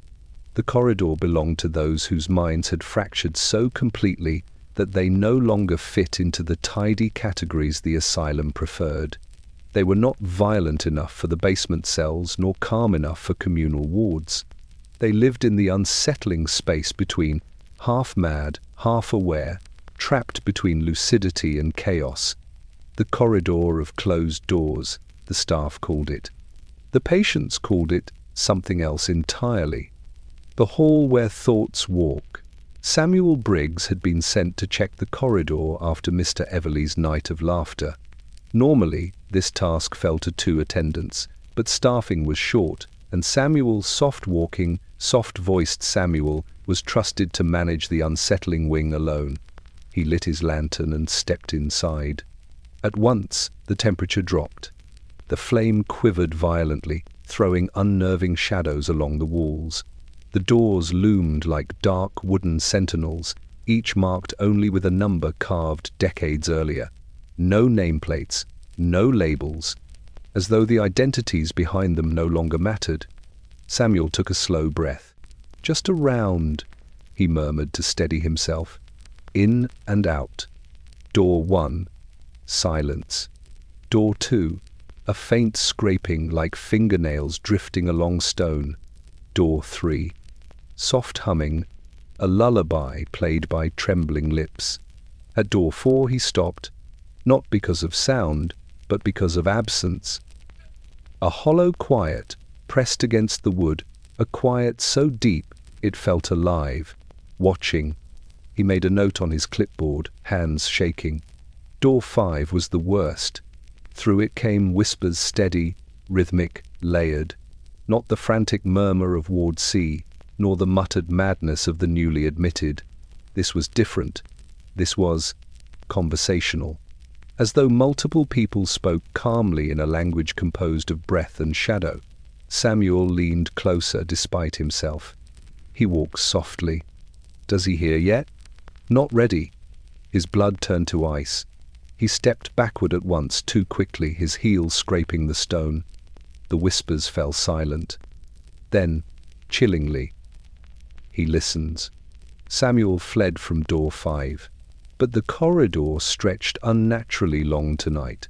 Each step seemed to echo a fraction of a second late, as though someone invisible followed just behind him, repeating his movements with deliberate care. He forced himself toward door 7, where the asylum's oldest resident, Mrs. Amaryllis Crane, lived out her remaining years.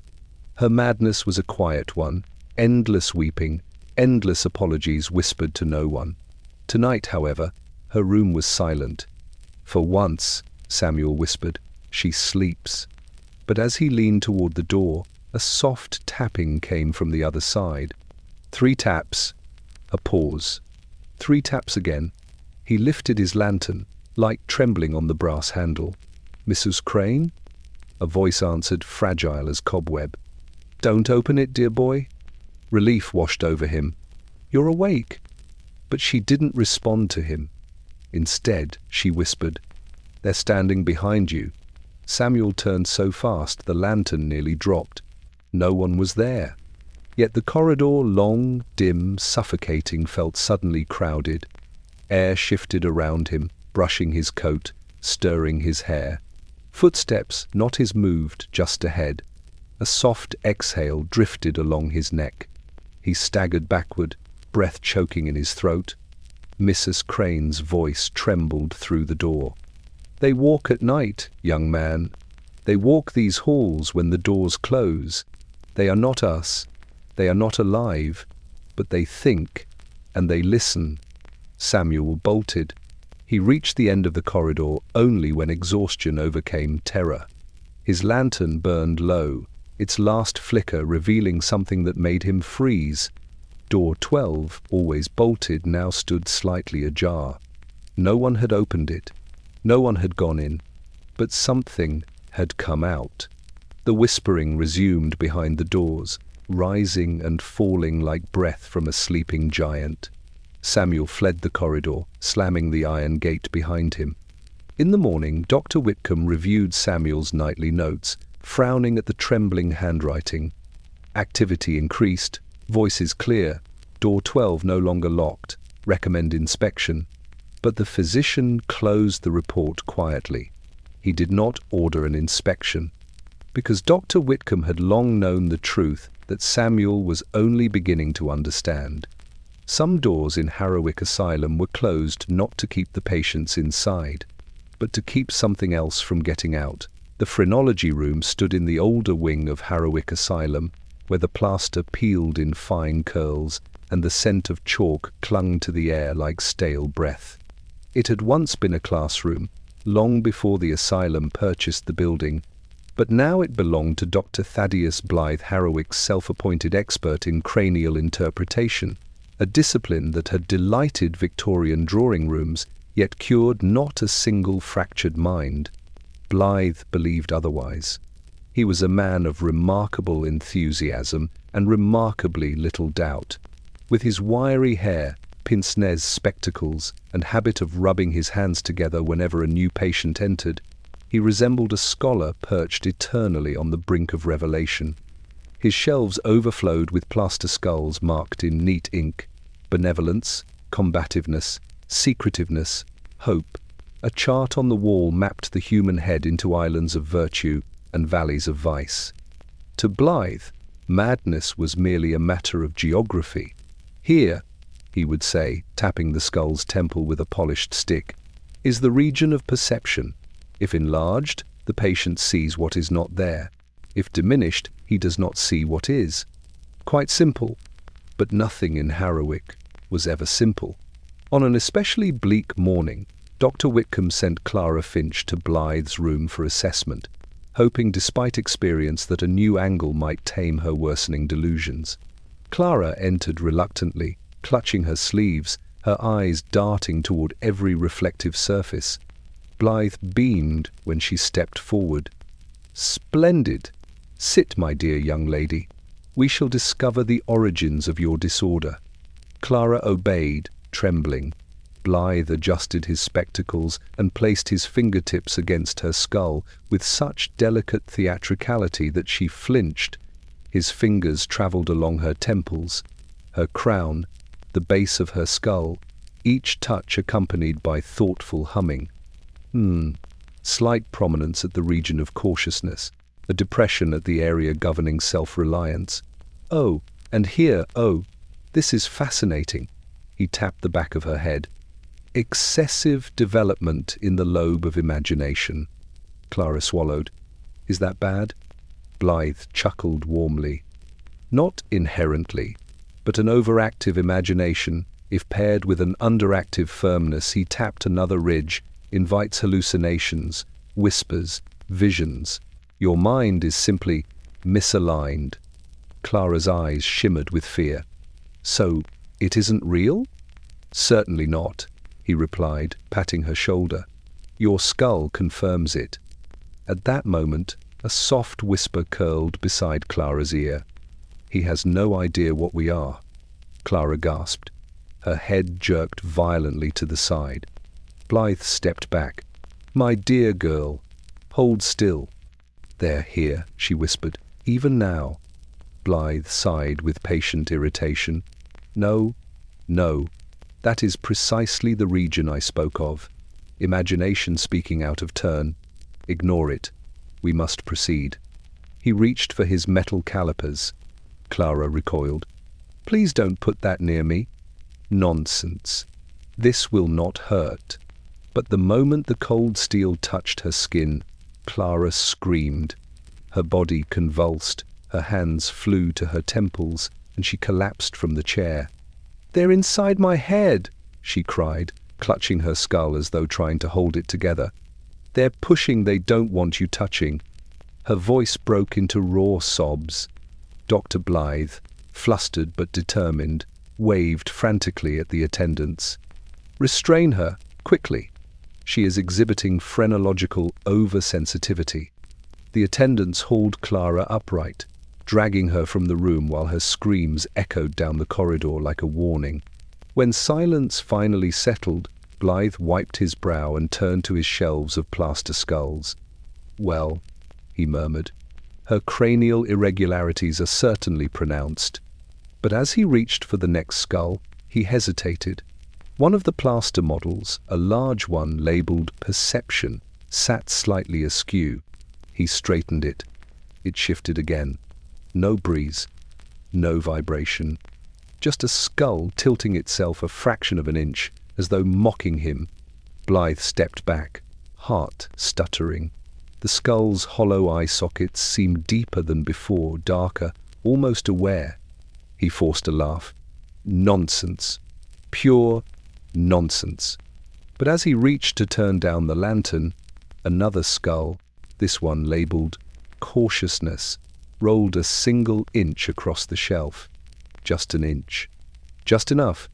Dr. Blythe fled the room. He reported nothing in the ledger, save for one line regarding Clara. Patient, unresponsive to phrenological intervention. Condition persists. But that night, as he attempted sleep, he kept hearing a soft tapping sound above his head. A tapping that travelled across the wall. A tapping that traced the shape of a skull. A tapping that seemed to say, "You measured the wrong thing, Doctor." The dissection chamber lay beneath the oldest wing of Harrowick Asylum, where the floors sloped ever so slightly, as if the building itself bowed under the weight of the secrets kept within. Few ventured there willingly.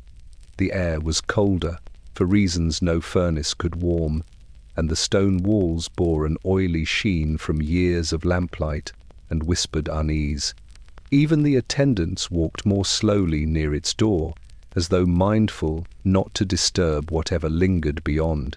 It was here, on a wind-beaten April morning, that Dr. Elias Whitcomb prepared to examine the brain of Mr. Percival Dunley, formerly a schoolmaster, recently a patient of Ward C, and now the latest name etched into the asylum's expanding ledger of tragedies.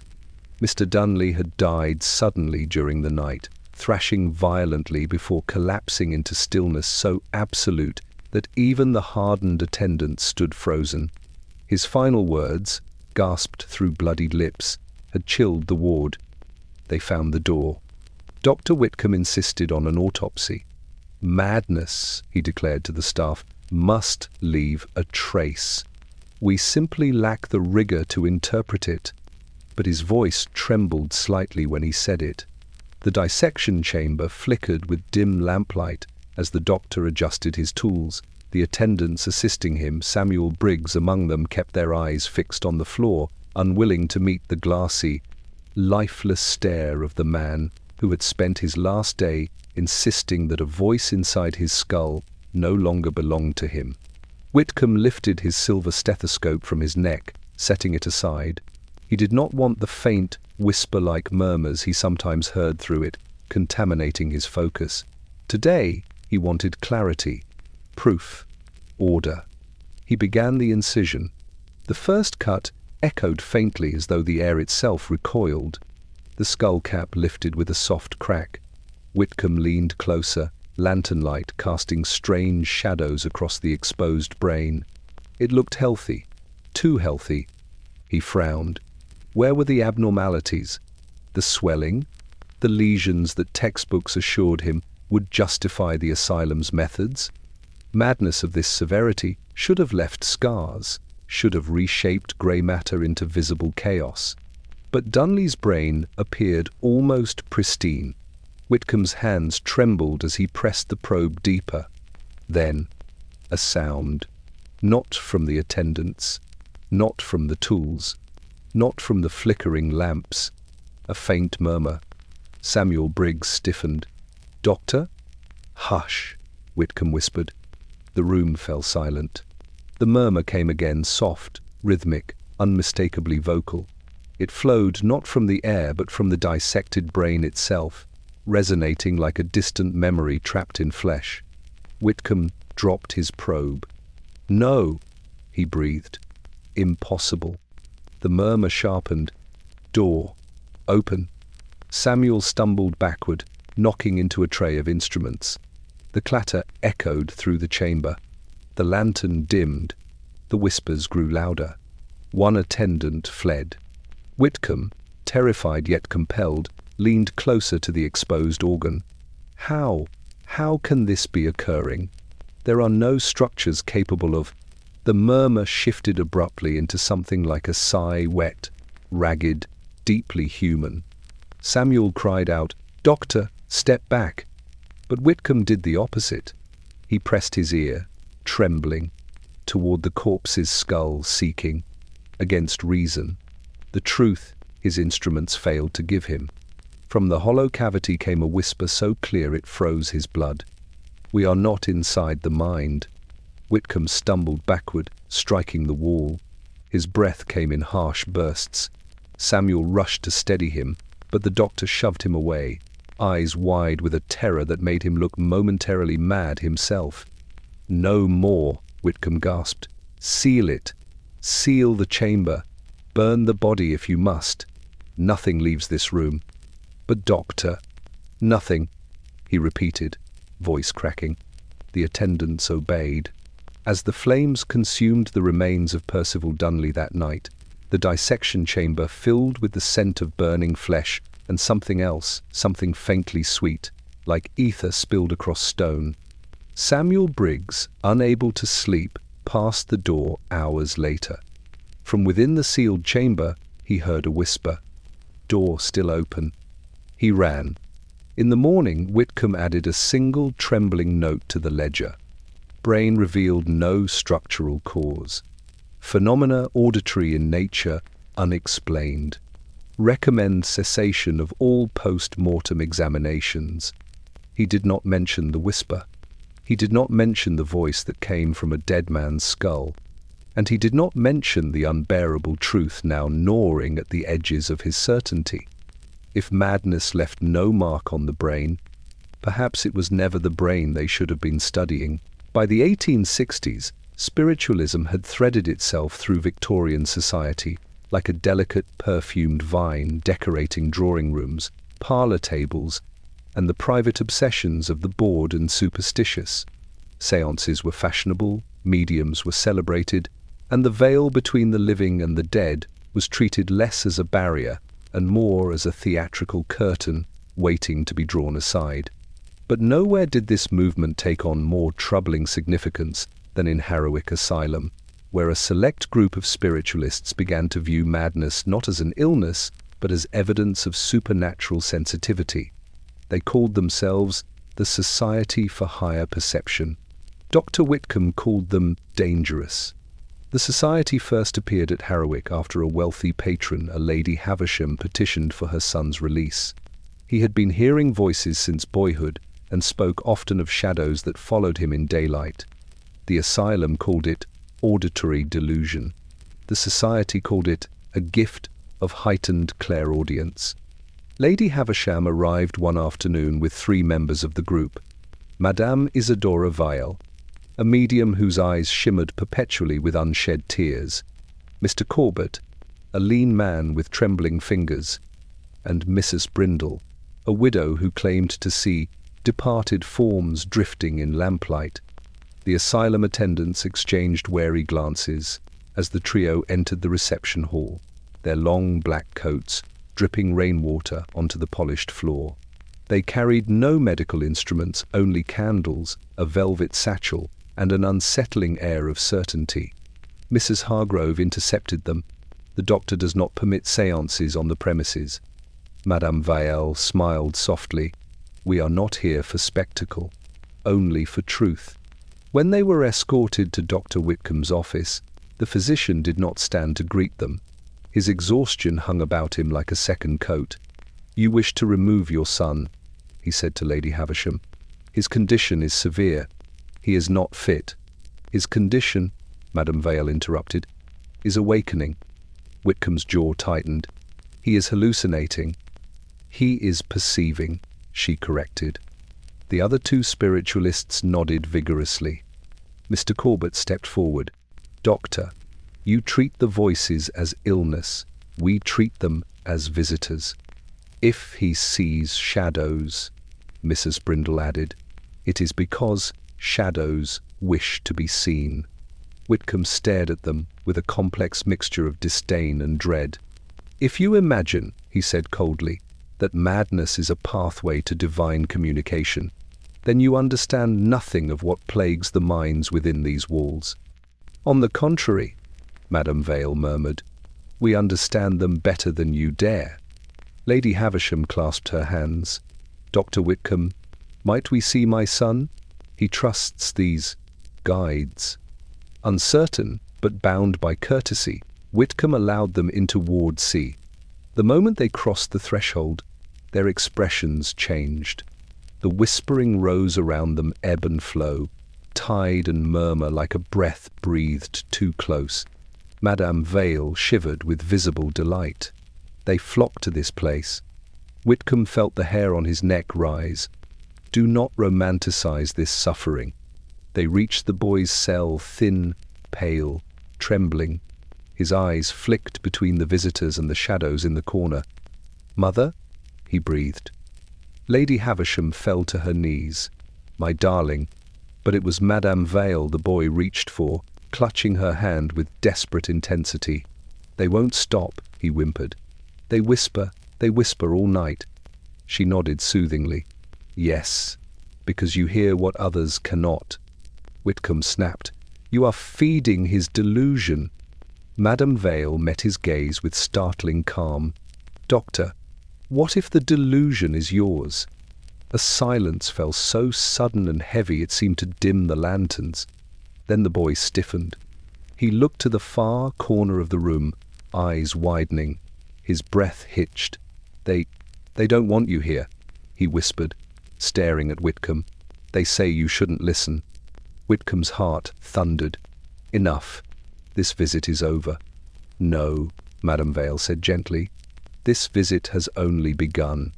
She released the boy's hand and stepped toward the corner, the same emptiness that had driven so many patients to madness. She raised her fingers slowly, reverently, as though greeting a shape invisible to all but her. Then she smiled. We hear you. Whitcomb swore the temperature dropped. A whisper swept across the room, soft, layered, chilling. She hears. The attendant staggered backward. Lady Havisham fainted. Mr. Corbett gasped with ecstatic terror. Mrs. Brindle fell to her knees in prayer. And Whitcomb, despite every rational bone in his body, took an involuntary step back. Madame Vale lowered her hand, trembling. They speak, she whispered. Not to him, not to me, to the building itself. Whitcomb slammed the cell door. Remove them from this ward.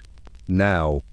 The society was escorted out within minutes, murmuring excitedly about thresholds and thin places. But as they left, Madame Vale paused beside Whitcomb. You silence your patients, doctor, she whispered, but the asylum listens, and one day it will answer. That night, as Whitcomb sat alone in his office, he heard something drift through the corridor outside, too soft to identify, too real to dismiss. A whisper. She heard us. A second whisper. Now he must. Whitcomb pressed the silver stethoscope to his chest, steadying his breath. Madness had always plagued his patients, but now it seemed to be addressing him. Long before Harrowwick Asylum became the last refuge for the city's unraveling minds, London's fashionable districts embraced a peculiar form of entertainment that blurred the boundary between science and spectacle. Mesmerism. Parlours glowed each evening with lamplight reflected in polished instruments, crystal pendulums, copper rods, velvet-lined chairs arranged with theatrical precision.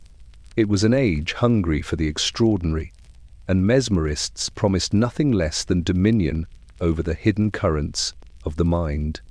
Dr. Julian Harwood, the most celebrated of these practitioners, believed madness could be soothed through magnetism. With a confident flourish and a voice soft as warm syrup, he would declare to his audiences, "Every thought is a tide, every madness a misdirected current. Allow me to redirect it." Though society attended mesmerist demonstrations for entertainment, Harwood approached his craft with alarming earnestness.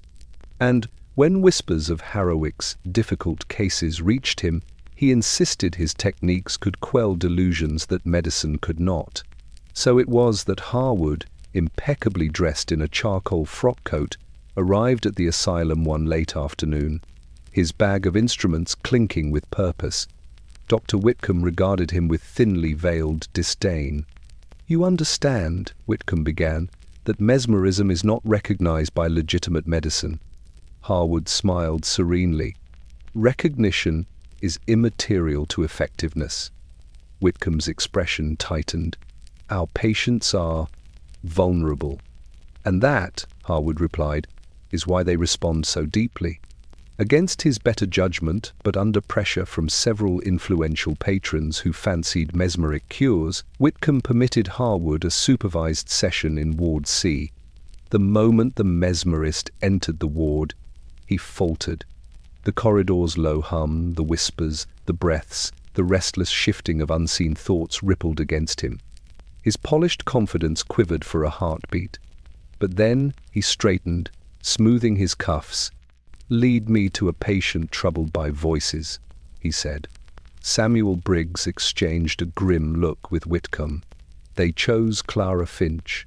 She sat on her narrow bed, hands folded neatly, eyes hollow with sleeplessness. That morning she had told Samuel that the whispers had begun repeating her dreams before she dreamt them.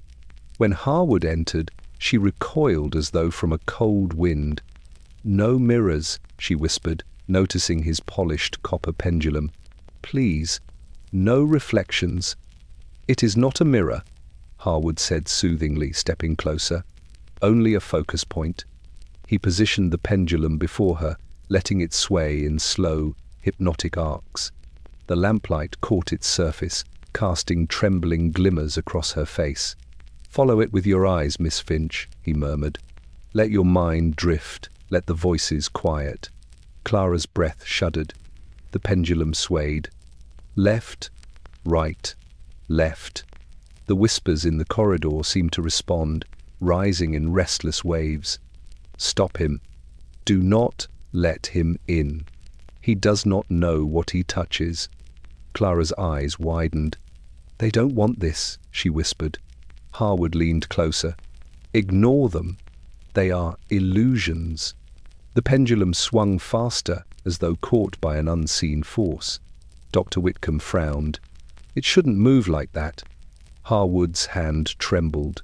Clara's breathing became sharp, erratic. The pendulum's arc widened wild, impossible, breaking free of Harwood's control. Its metallic surface reflected not the lamplight, but something darker, shifting shapes, indistinct faces, watching eyes. Clara screamed. "They're in the light." Harwood staggered back as the pendulum snapped from its chain, striking the floor with a metallic shriek that echoed through the ward. The lanterns flickered violently, doors rattled. Patients began moaning, shouting, weeping. The ward erupted. Harwood, shaken and pale, stammered. This was interference, emotional contagion, nothing more. But then a whisper slid through the ward, unmistakably clear, unmistakably intentional. "Julian." Harwood froze. "Who said that?" Clara, trembling violently, whispered. "They did, and now they know your name." The mesmerist fled the asylum before dusk, abandoning his instruments, his composure, and, according to rumor, his belief in mesmerism entirely. That night, Dr. Whitcomb inspected the fallen pendulum. Its polished surface, once flawless, now bore a faint imprint, something like a human face twisted in laughter. Whitcomb dropped it immediately. He left the room, lantern trembling in his hand. And in the corridor behind him, the whispering rose soft, amused, and frighteningly aware. He tried to quiet us. He only made us louder. Superintendent Dr. Reginald Ashcombe ruled Harrowick Asylum with the certainty of a man who believed his intellect not merely superior, but ordained. Tall, impeccably groomed, and always scented faintly of clove pomade, he cut an imposing figure as he strode through the wards like a general surveying a battlefield. His patients were soldiers who had lost their minds, his staff, officers in an invisible war. And in Ashcombe's mind, there was only one true enemy, weakness. For years he had insisted that madness, regardless of its myriad shapes, stemmed from moral decline, spiritual laxity, or urban overstimulation. London's ceaseless noise, its coal-choked skies, its serpentine alleys pulsing with strangers and sin. Ashcombe believed these forces eroded the mind until even the strongest skull became porous. Civilization, he often declared, has outpaced the brain. Our species was not made to absorb so much noise, light, influence, temptation. These hallucinations, these delusions, these fractured identities, they are not illness, they are collapse. He wrote papers on the subject, delivered lectures, sent his theories to prestigious journals, most of which returned them with polite bafflement. Yet Ashcombe's confidence remained unshaken. If anything, Harrowwick, his kingdom of shadows, only confirmed his convictions. Every tremor, every scream, every whispered terror seemed another tile in the mosaic of proof. But then came the patients whose suffering defied his explanations. The whispers, the laughter from the walls, the visions that spread from one mind to the next like contagion, the strange synchronization of delusions. Ashcombe could not ignore these forever. So, one fog-choked morning, he summoned his senior staff, Dr. Whitcomb, Mrs. Hargrove, Samuel Briggs, and a few unfortunate attendants into the asylum lecture room, a cold amphitheatre where the walls reverberated faintly with every word spoken inside it. On a chalkboard behind him, Ashcombe had scrawled a title in bold strokes: Urban Mind Disintegration Syndrome. Proposed classification. Samuel, already uneasy, whispered to Whitcomb, "The walls are listening." Whitcomb did not disagree, only kept his gaze trained forward. Ashcombe began his presentation with theatrical solemnity. "Gentlemen and ladies, what we witness within these halls is not possession, nor spectral influence, nor any mystical fancy. It is the mind crumbling beneath the weight of modern life. Our patients are canaries in an increasingly poisonous societal mine." He paced, hands clasped behind his back. In the city, stimuli bombard the senses. Newspapers, telegraphs, engines, crowds, voices, lights. Brains not built for such assault begin to invent patterns where none exist. They hear voices because the world whispers too loudly. They see shadows because the streets teem with them. Madness is adaptation gone awry, a misguided survival instinct. He tapped the chalkboard sharply. Our work must be to restore order, to quiet the disordered mind, to enforce stillness, to rebuild mental architecture. Mrs. Hargrove nodded approvingly. Whitcomb, however, stared at the superintendent with tightening lips.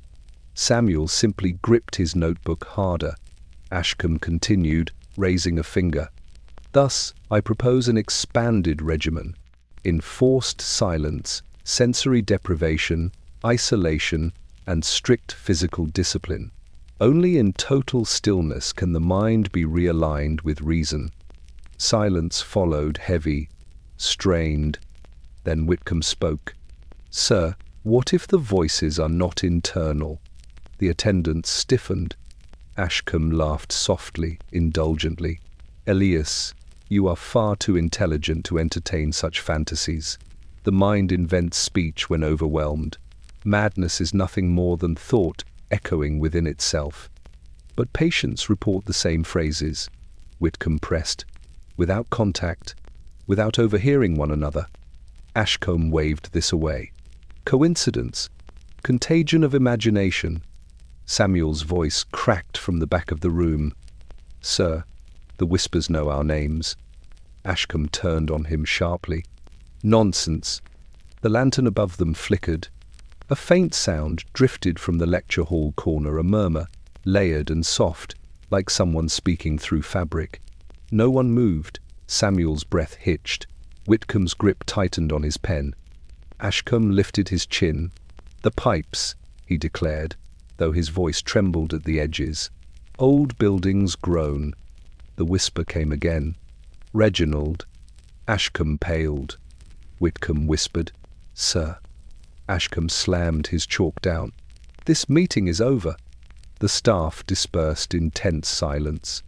But that night, alone in his office, Dr. Ashcombe reopened his notes. His normally flawless handwriting wavered as he tried to reassert his theory. The voices are not real. They cannot be real. Madness does not speak. Then, as his quill hovered, a breath not his moved across the back of his neck. Soft, cold, deliberate. A whisper followed. Collapse. Ashcombe dropped the quill and fled the room. He did not return to his grand theory for several days. And when he did, his revisions trembled with doubt, because the one possibility he had built his career denying now pressed against the edges of his certainty. What if the mind was not collapsing under the world? What if something else was pressing in? The telegraph arrived at Harrowwick not as a convenience, but as an omen. Installed in the administrative wing at the insistence of the county board, the polished brass instrument perched on Dr. Ashcombe's desk like a proud, mechanical insect. Its wires snaked along the baseboards, vanishing into drilled holes and reappearing in hallways like thin metal veins feeding a restless heart. The attendants regarded it with mild curiosity. The patients, however, especially those in Ward C, reacted as though a new star had appeared in the sky, burning with meaning only they could interpret. The first sign of trouble came from Edwin Talbot, a tinsmith's apprentice committed for obsessive auditory disturbances. He had been stable for weeks, muttering occasionally, pacing in harmless loops but nothing alarming. Until the morning the telegraph was connected. When the first message clattered through, tapping out its staccato rhythm, Talbot screamed. The attendants rushed to his cell to find him flattened against the wall, palms pressed to his ears, eyes wide with horror. "They're speaking through the wires now," he gasped. "The voices found a way in." Samuel Briggs, unnerved but determined, tried to calm him. "It's only a machine, Edwin. A tool. Nothing more." Talbot shook his head violently. No tool speaks in code unless it has something to hide. From that moment onward, Talbot refused to approach any wall near a telegraph wire. He insisted he could feel foreign thought, sliding through the currents like eels in a river. When the telegraph tapped, he rocked back and forth, whispering counter-messages under his breath, as though trying to jam a signal only he could hear. He was not the only one. By the end of the week, 3 other patients claimed to hear whispers in the metallic rattling. One woman insisted the telegraph was reporting her sins to strangers miles away. Another believed it was sending instructions to the shadows in her cell. A third, who had previously been almost catatonic, suddenly sat upright each time the machine activated, staring at the ceiling with a frightening awareness. "They're calling to me," she murmured. "From the wires. From the other side." Dr. Ashcombe scoffed, of course. Technological progress frightens the simple-minded. Perfectly natural. But Dr. Whitcomb wasn't convinced. One evening, long after visiting hours, he stood in the superintendent's office examining the instrument himself. The telegraph clicked sporadically, a mundane message about supplies being delayed. Yet something about the cadence unsettled him. There was a pattern beneath the pattern, a rhythm that felt intentional. He leaned closer. The taps changed, slowed, ordered themselves into a strange, deliberate sequence that did not match the written message received. And the Claytrees, Tenton's place, Whitcomb stiffened. Morse code, yes, but wrong. Wrong in a way he could not articulate, as if the machine were half translating a language no human hand had keyed. Samuel entered just then, lantern in hand. "Doctor? The patients in Ward C are restless again." Whitcomb gestured to the telegraph. "Listen." Samuel held his breath. The machine tapped 3 times. Paused. Tapped twice more. Paused again. The sound was so slow, so measured, it almost resembled breathing. Samuel stepped back. "Doctor, That wasn't any message I've ever heard. Nor I, Whitcomb murmured. The telegraph tapped once more, sharper this time, as though aware of being watched. Whitcomb swallowed. Perhaps it's an interference. Samuel shook his head. It feels like it's listening. The doctor dismissed the notion aloud, but carried it with him down the corridor like a stone in his pocket. And as they passed the wired walls, several patients jerked upright in their beds, eyes wide, lips trembling as though receiving a silent broadcast. One whispered, "They're learning our words." Another, "They want to speak properly." But it was Clara Finch, thin, pale, trembling, who delivered the most chilling claim. As the telegraph rattled in the superintendent's office, she pressed her palms against her temples and whispered, "It's not messages being sent to Harrowick." Her voice shivered. "It's messages being sent from something inside it." Whitcomb felt the cold of that truth settle into his bones. For if madness had found a conduit, if unseen whispers had gained a voice through wires, then Harrowick Asylum was no longer containing delusion. It was transmitting it. London's fog had always possessed a sort of bruised elegance, a drifting veil that softened the city's sharpest edges. But in the autumn, when Harrowick Asylum's troubles deepened, the fog thickened into something heavier, more deliberate. It coiled through alleyways, pressed against shutters, and clung to gaslit streets as if listening. Even the lamplighters moved more quickly, their poles trembling as they touched flame to wick. It began in the city long before the asylum noticed it. Reports trickled in to the newspapers. Strange voices along Fleet Street. Whispers heard through the fog in Whitechapel. Gas lamps emit peculiar sound. Residents uneasy. Most dismissed these as fancies of late-night drinkers or fatigued clerks walking home too late. But then came the first asylum patient to repeat the stories. A man named Peter Langley, admitted for compulsive muttering and disorganized thought. On his first evening in Ward C, Langley sat by the barred window, staring through the mist-soaked glass. "They followed me from the street," he murmured. Samuel Briggs, passing by with a lantern, paused. "Who did?" Langley didn't look away from the fog. "The voices inside the lamps." Samuel blinked. "Mr. Langley, lamps do not speak." Langley's lips curled into a tremulous smile. "Not to you." From that night onward, Langley begged the attendants to extinguish any lamps near his cell. "Light makes them clearer," he insisted. "They hide in the brightness, but speak through the flame." By the end of the week, 3 other patients began making similar claims. A woman whispered that the street lamps recited her childhood secrets. A man insisted the lamps called him by name from across the courtyard. Clara Finch, hands shaking, claimed the fog, carried thoughts stolen from the minds inside Harrowick. Dr. Whitcomb attempted to make sense of their claims. Patients influence one another, he assured himself. Shared delusion, nothing more. Yet he couldn't ignore the pattern.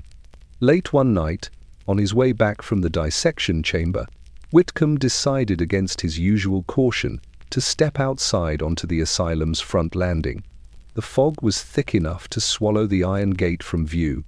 Only the nearest lamp flickered weakly, haloed in mist. He approached it slowly, absurdly curious, feeling the cold settle against his coat. The lamp hissed softly. Whitcomb exhaled. Just gas and metal, he told himself. Then, a shift in the flame, a tremor, a faint vibration, almost like breath, and from within the glass came a whisper so delicate it could have been imagined, yet unmistakably real. "Whitcomb."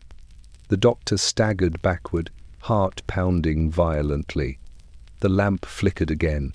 The fog curled closer. Another whisper followed, threaded with something like amusement.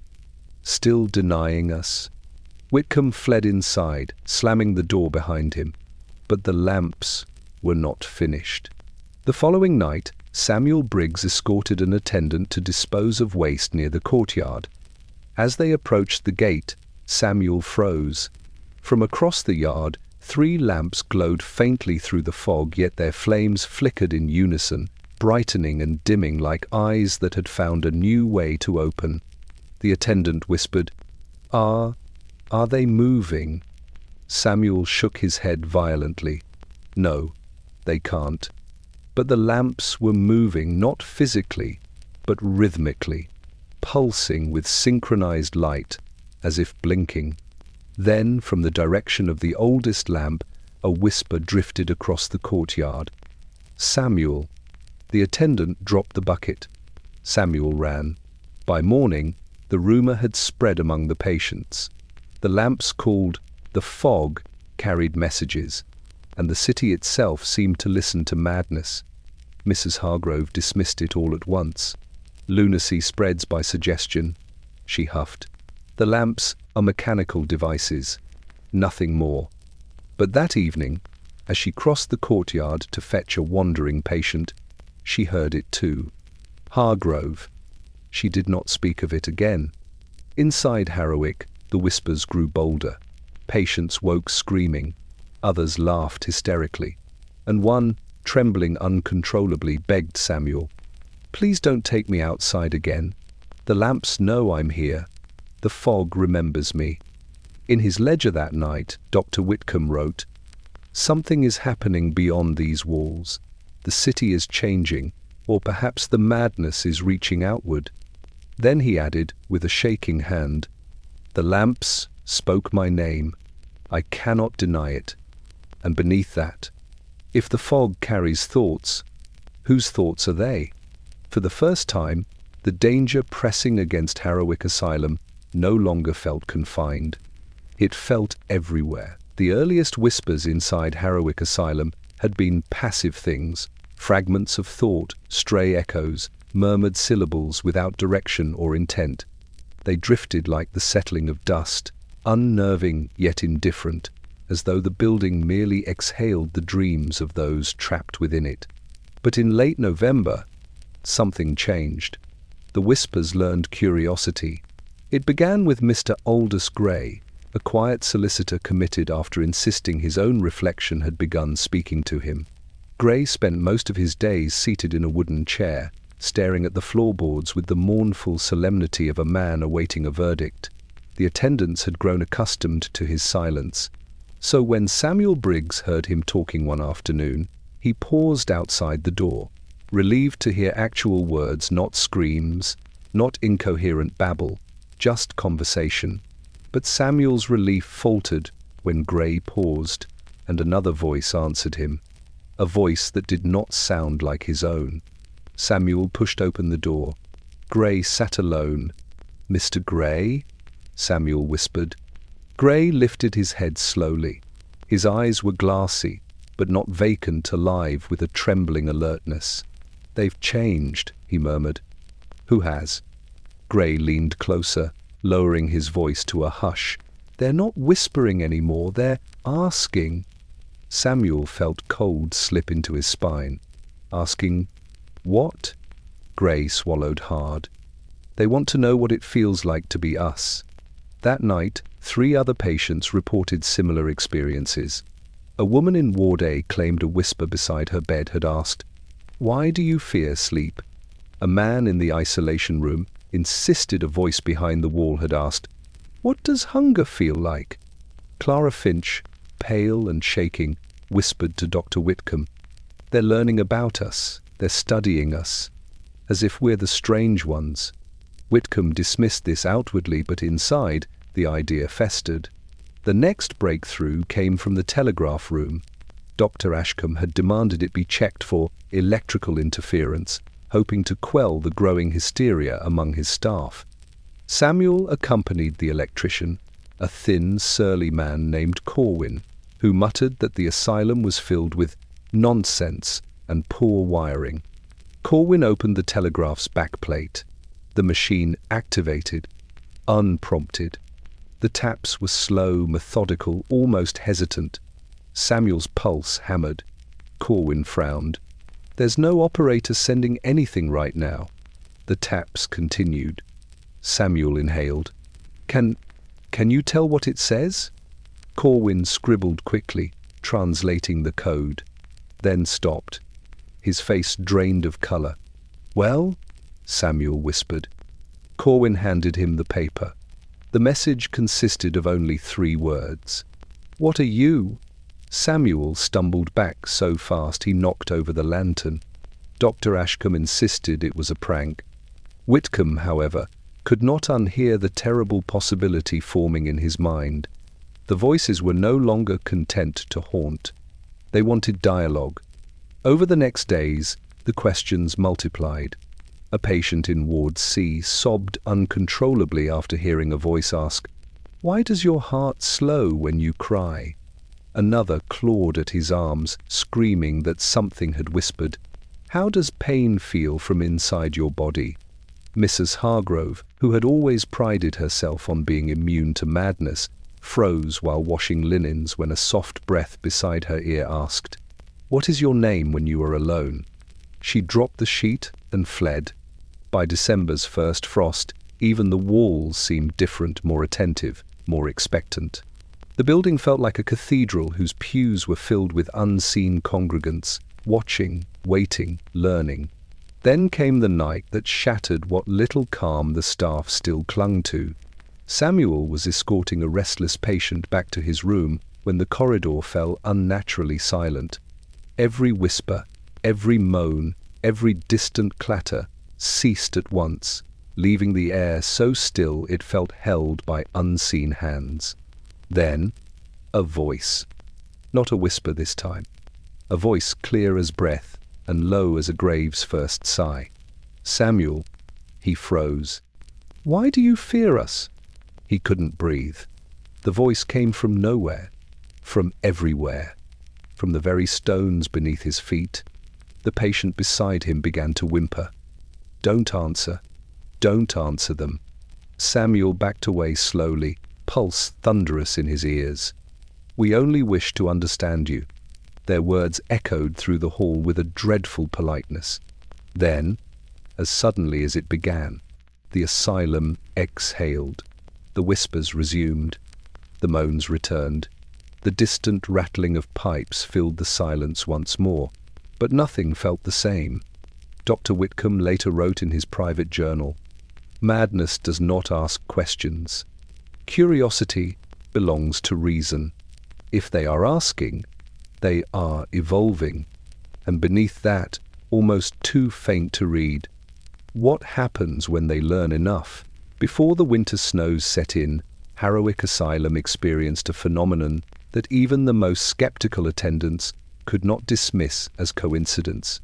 It began quietly, unnoticed at first, only a few patients waking in the early hours, trembling and pale. But soon the pattern revealed itself. They were dreaming the same dream. The first to report it was Mildred Goff, a seamstress confined for melancholic muttering. One dawn, she gripped Mrs. Hargrove's sleeve and whispered, "I saw a room with no windows, only doors, but none opened. Something breathed behind every one." Mrs. Hargrove dismissed it as nightmare. But the next morning, another patient, Thomas Wren, a butcher who had not spoken coherently in months, whispered the exact same description. A room full of doors that don't open. Something behind them. Something waiting. Whitcomb found this unsettling, but still explainable. Shared stress, shared environment, shared contagion of idea. But then a third patient dreamed it. A fourth. A fifth. Each described not merely similar dreams, but identical details.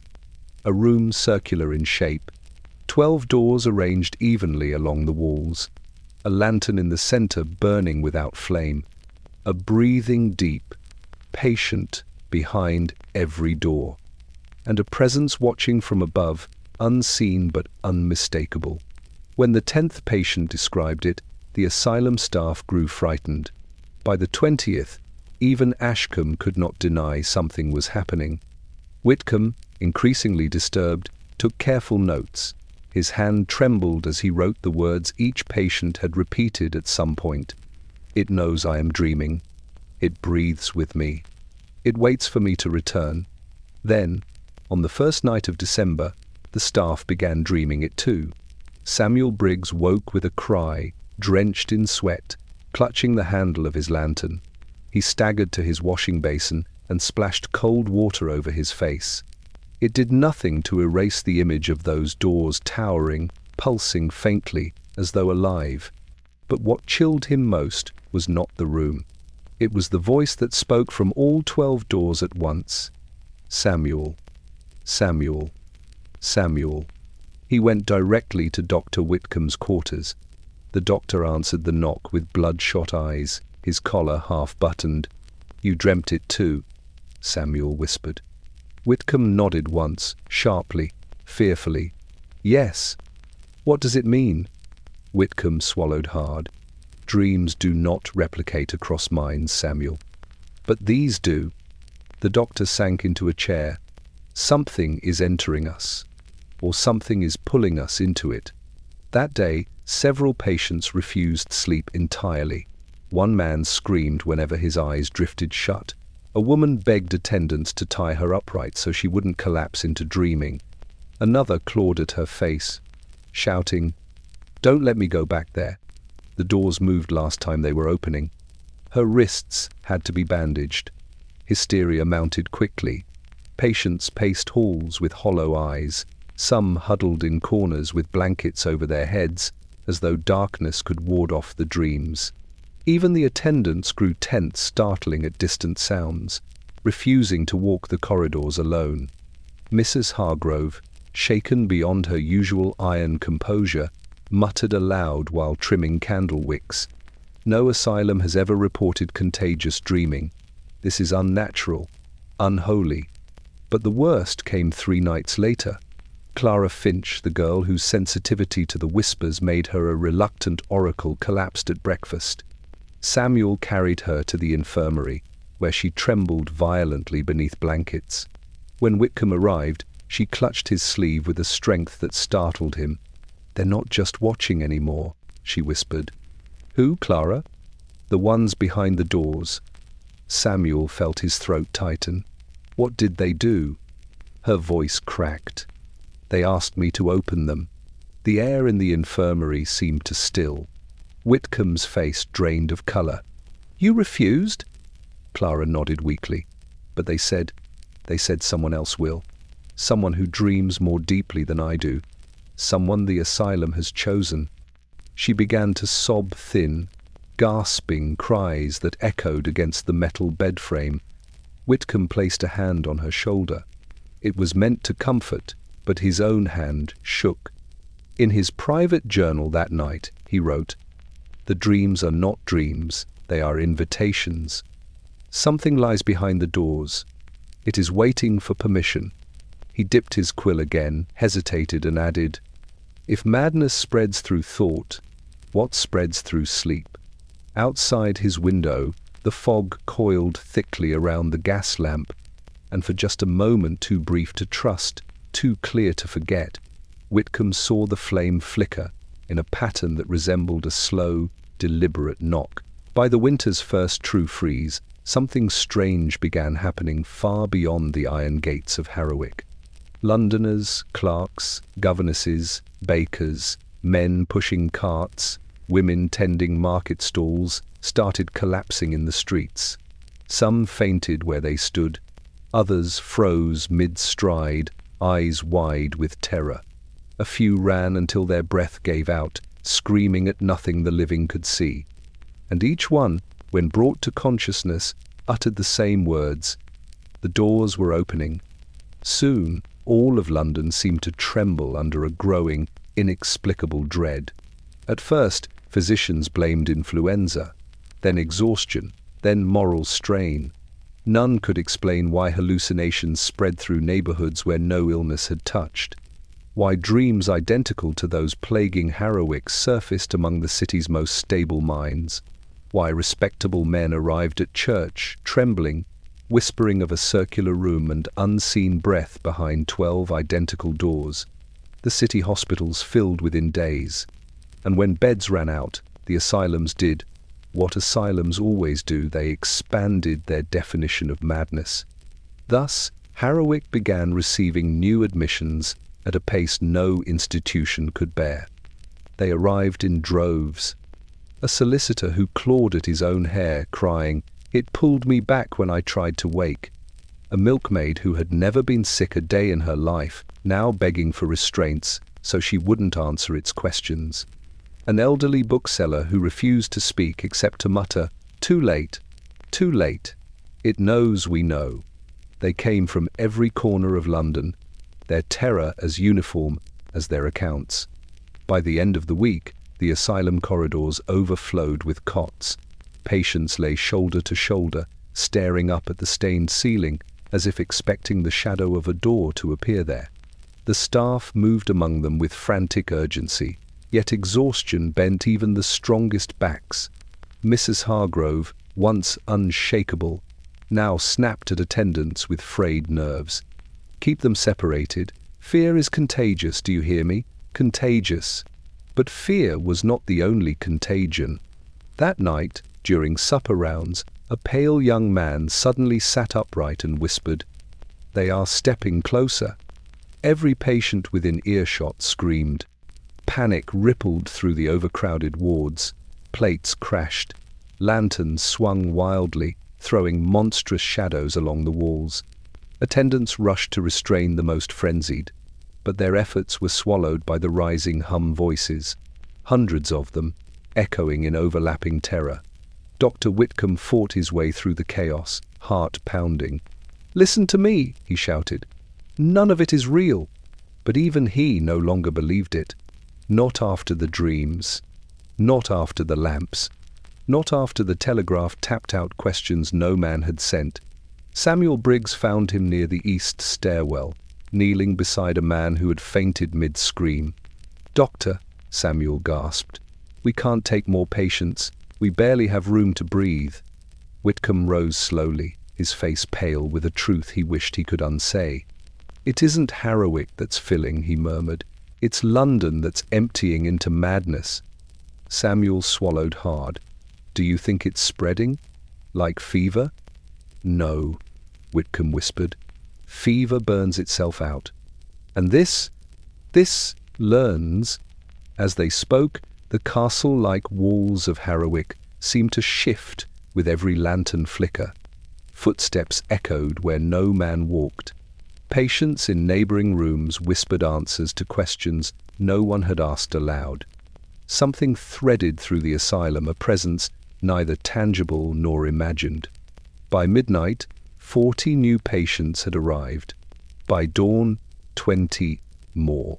Harrowich's once austere wards now resembled a ship taking on water, every available space crammed with trembling bodies, every breath heavy with dread. Worst of all were the accounts from those brought in unconscious. I woke and the doors were half open. It asked who would let it through. I heard it walking. I heard its feet. "It is closer than yesterday." Mrs. Hargrove collapsed from exhaustion 2 days later.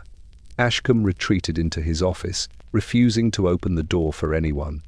And Whitcomb, in a moment of rare and painful honesty, wrote in his private journal, "There is no containing this anymore. Not with walls, not with reason.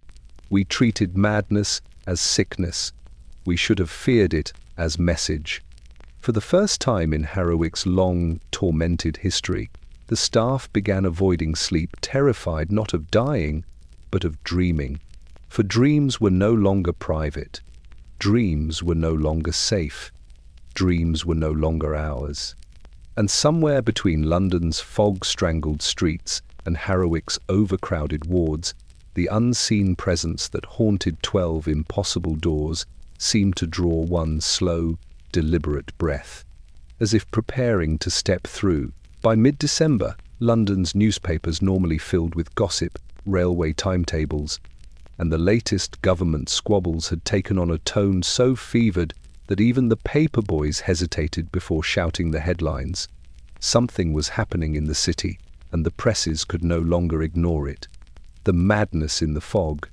20 collapse near Cheapside speak of whispering air. Asylums' overrun doors must close to new patients. Pamphlets circulated like autumn leaves torn loose from branches. Some blamed industrial soot poisoning, others insisted the city was cursed. Religious newspapers declared it a divine chastisement. Secular ones blamed telegraph lines, gas lamps, mesmerists, spiritualists, mesmerized spiritualists, or the peculiar modern habit of thinking too much. But nothing ignited panic like the Morning Herald. On the 12th of December, its front page screamed, "The Dream Plague." Londoners' report shared visions of a circular room. Beneath it, in ink already smudged from trembling fingers, the article described accurately the very dream Harrowicks' patients had been suffering for weeks. 12 doors, a central lantern, a breathing presence. Whitcomb read the article at his desk, lantern flickering violently beside him. "Who told them?" he whispered. But he already knew. Patients had fled the streets screaming. Police officers dragged incoherent citizens into hospital wagons. Journalists chased these poor wretches like hounds after wounded prey. Someone must have spoken. Someone must have described the dream in enough detail for a reporter to stitch the accounts together. Still, how had the dream spread so widely? He set down the paper with trembling hands. Across the asylum, staff whispered their own theories. Mrs. Hargrove muttered that the city had been invaded by spirits. Samuel Briggs whispered that the lamps, the telegraph, the fog, everything was listening. Dr. Ashcombe locked himself in his office and refused to read any newspaper at all. But the newspapers kept coming. More headlines. Whisper fever. Merchant bankers claim gaslight is speaking. Witnesses describe unseen walkers in Aldgate fog. Children in Shoreditch. Drawroom of doors, parents alarmed. One article chilled Whitcomb more than the rest. A mother from Bloomsbury reported her 7-year-old daughter had woken screaming in the night. When comforted, the girl said, "Mama, something behind the doors is learning our names." The exact words Clara Finch had whispered only days before. Whitcomb put down the paper, heart thudding painfully. Had Harrowick begun the contagion, or merely recognized it sooner? He read on. The newspapers grew bolder. Their tone shifted from reporting to warning. Editorials railed against the invisible terror infiltrating London's dreams. Scholars speculated about shared hallucination. The Royal Society requested cases for study, treating the affair like a new species of butterfly. The Times published a chilling conclusion. If madness can spread through thought, then what spreads when thought itself is no longer human?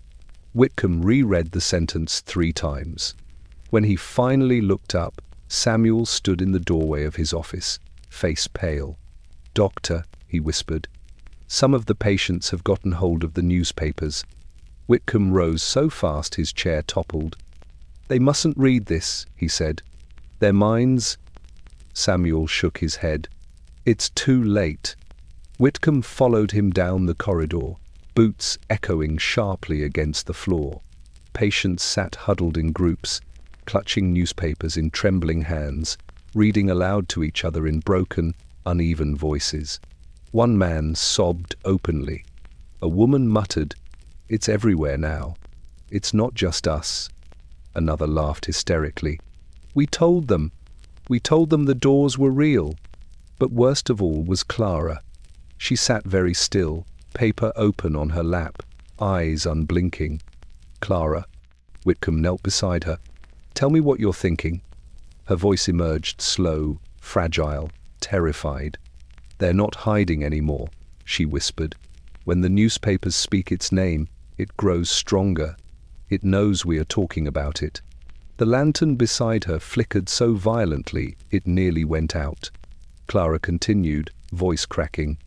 "And now it is asking, louder." Whitcomb felt something clench inside him. "What is it asking?"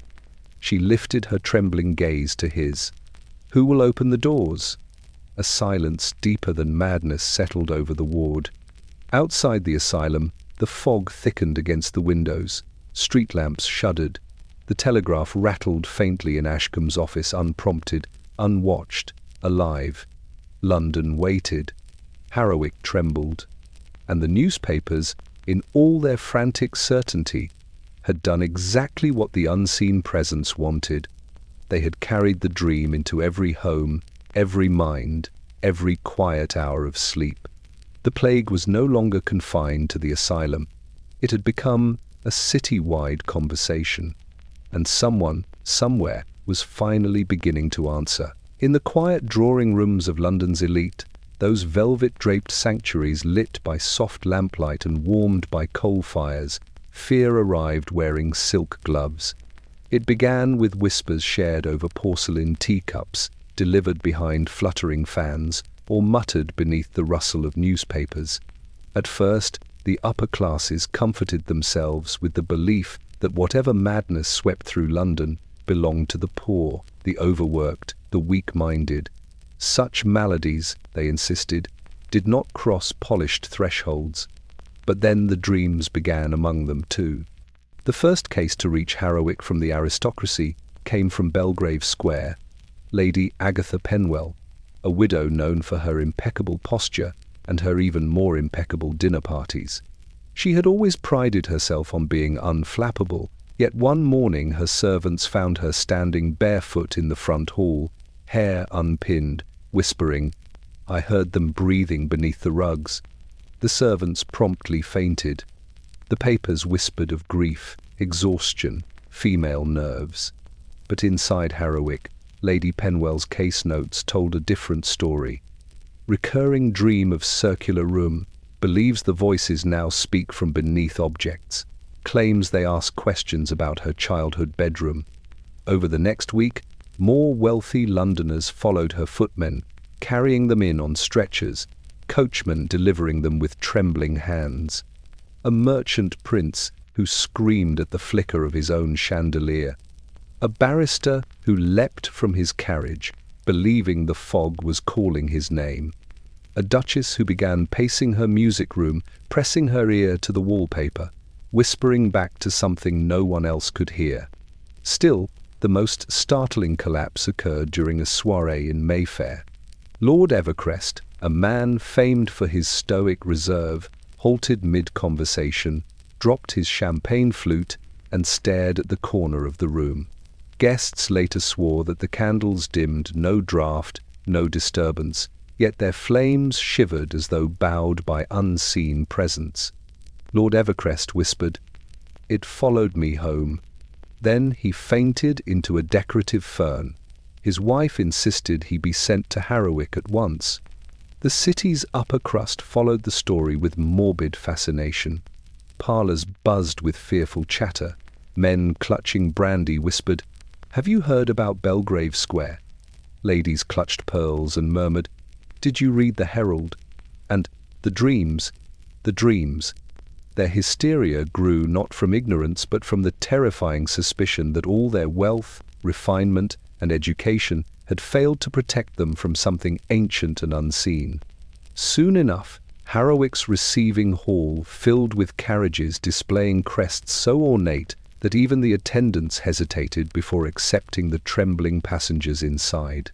Dr. Whitcomb watched the arrivals with increasing dread. This new wave of patients, so unlike the impoverished or overworked residents he was accustomed to treating, now mirrored the exact symptoms of those who had been confined for weeks. Their refined manners, their vast fortunes, their education, none spared them. He questioned Lady Penwell personally on her fourth day. "You said you heard breathing beneath your carpets," he murmured. She nodded slowly, her eyes fixed on the far wall. "Yes, and now they breathe behind the doors." "Which doors, Lady Penwell?"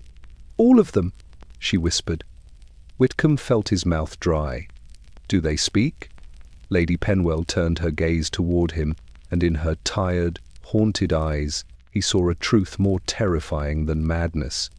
"They ask, she said quietly. "What it feels like to be real." Whitcomb could not reply. That same evening, a lavish dinner party in Kensington descended into chaos.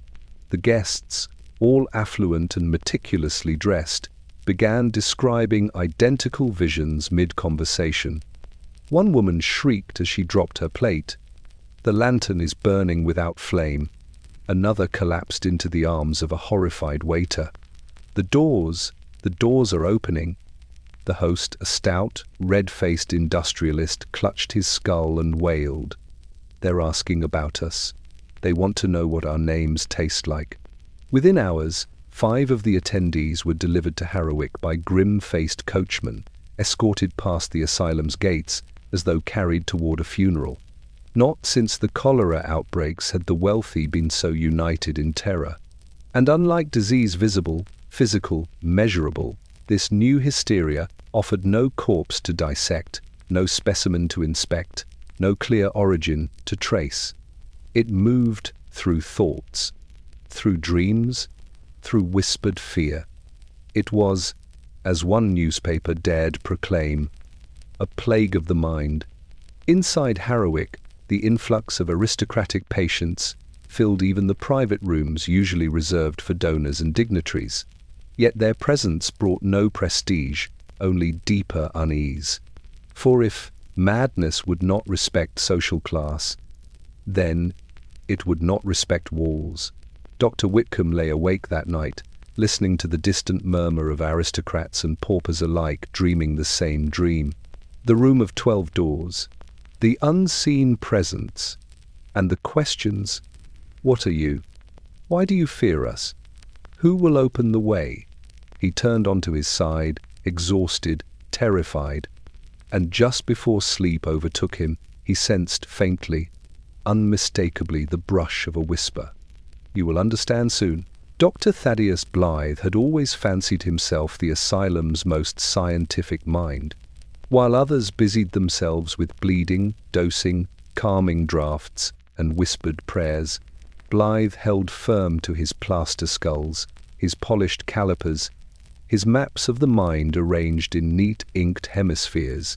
Madness, he insisted, was measurable, quantifiable. It left ridges on the skull as plainly as weather left lines on stone. But by the time winter settled thickly over Harrowich's eaves, Blythe's certainty had begun to crack. It started subtly. A patient's skull, one he'd measured days earlier, seemed subtly different. A ridge he'd charted beneath, cautiousness felt smoother. A prominence at imagination seemed sharper. He blamed his fingers, stiff from the cold. But the next morning, another patient's cranial map contradicted his prior notes. Then a third. "Human bone does not shift overnight," Blythe muttered to himself, rubbing the bridge of his nose as he rechecked his charts. But the charts continued to betray him. Prominences vanished, depressions grew deeper, and the changes corresponded terrifyingly to the patient's symptoms. A woman whose whispers intensified displayed a sudden swell along the ridge for perception. A man whose dreams had grown violent now showed a sharpness under destructiveness. Yet nothing about their physical skulls should have changed. By early January, Blythe could no longer deny it. Phrenology was failing him. Or worse, it was being mocked. On the morning the crisis truly revealed itself, Blythe summoned Samuel Briggs and demanded assistance with measurements. His hands shook too violently, he claimed, from exhaustion. Samuel agreed reluctantly. He found Blythe's charts unnerving even on the best days. Their subject was a patient recently admitted from Kensington, a gentleman of refined upbringing who had awoken screaming in his study and spoken of breathing light behind the door frames. He now sat trembling on the examination chair, eyes unfocused. "Hold his head steady," Blythe ordered. Samuel did so gently. Blythe pressed his calipers against the man's skull, then froze. "What is it, sir?" Samuel whispered. Blythe swallowed. "This ridge, it wasn't here yesterday." "Sir, you've never examined him before yesterday." "I charted him thoroughly upon admission," Blythe snapped. His skull was smooth along imagination. Smooth. Now look. Samuel peered. A faint ridge curved beneath Blythe's calipers, subtle but undeniable. Blythe's face blanched. The mind does not reshape bone. The patient let out a thin, brittle laugh. "They're drawing maps," he whispered. Blythe dropped the calipers as though they had burned him. "What did you say?" "They're drawing maps," the patient repeated dreamily. "Inside us, outside us, through us. They want to understand the shape of thought." Samuel stepped back. Blythe stumbled away from the chair entirely. "He's delirious," he muttered. "He must be delirious." But when he retrieved one of his plaster skulls, his prized model labelled Perception, he found it had shifted on the shelf again. Only this time, it wasn't merely tilted. A ridge had appeared along its left temple. A ridge that had not existed yesterday, or the day before, or at any point during the 15 years Blythe had owned it. Samuel whispered, "Sir." The skull. Blythe backed against the wall, trembling. "No, no. Plaster does not grow. It does not move. This is someone's trick." But no attendant would dare tamper with the phrenologist's treasures. They avoided the room whenever possible. Blythe, breathing hard, reached toward the skull with a tentative fingertip. The ridge felt warm, warm as though flesh, not plaster. He recoiled violently. The room seemed to constrict around him. The air thickened. The lantern's flame flickered, casting shadows that stretched unnaturally across the walls, elongating as though listening. The patient in the chair whispered, "They like your maps, Doctor. They want to make their own." Samuel grabbed Blythe's arm. "We need to leave." But Blythe tore himself free and staggered to the chalkboard where he had drawn the cranial diagram he revered like scripture. He stared at it, hands trembling uncontrollably. Prominences, depressions, lobes, regions of temperament, all meaningless, all lies, all undone. "They're reshaping the mind," Blythe whispered, voice cracking. "Not metaphorically, not chemically, literally. They are touching it." Samuel tugged at him again. "Doctor, please." Blythe turned. His eyes were wild with a terror Samuel had never seen in him. "I built my life on measurable reason," he said, "but something is measuring us." Before Samuel could respond, a whisper drifted across the examination room, soft, deliberate, close enough to feel against the skin. "Blythe." The phrenologist's breath stopped. Another whisper followed, almost gentle. "Where is your mind, Doctor?" Blythe collapsed to his knees. His instruments chimed softly as they fell around him, rolling across the floor like scattered teeth. Samuel extinguished the lantern and fled with the patient, leaving Blythe alone with his trembling shadows. And for the rest of the day, the phrenology room remained locked. That night, when Whitcomb finally forced the door open, he found all 12 plaster skulls turned inward facing the wall, as though refusing to look at him. And in faint chalk across Blythe's diagram, something had drawn a 13th region, the door. London had always been a city of sermons, shouted from street corners, whispered in drawing rooms, thundered from pulpits carved in marble. But as winter deepened and the dream plague spread, the tone of those sermons changed. What had once been piety became panic. What had once been consolation became prophecy.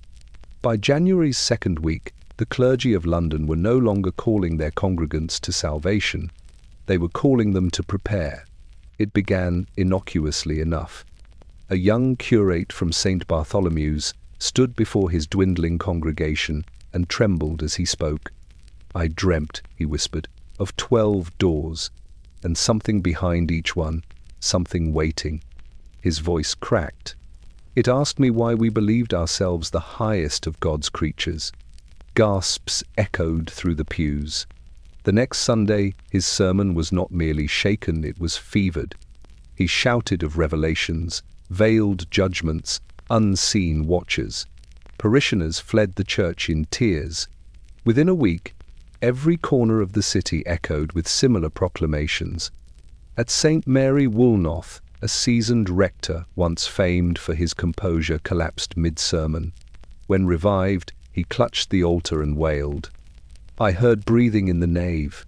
I heard it asking who among us would open the way."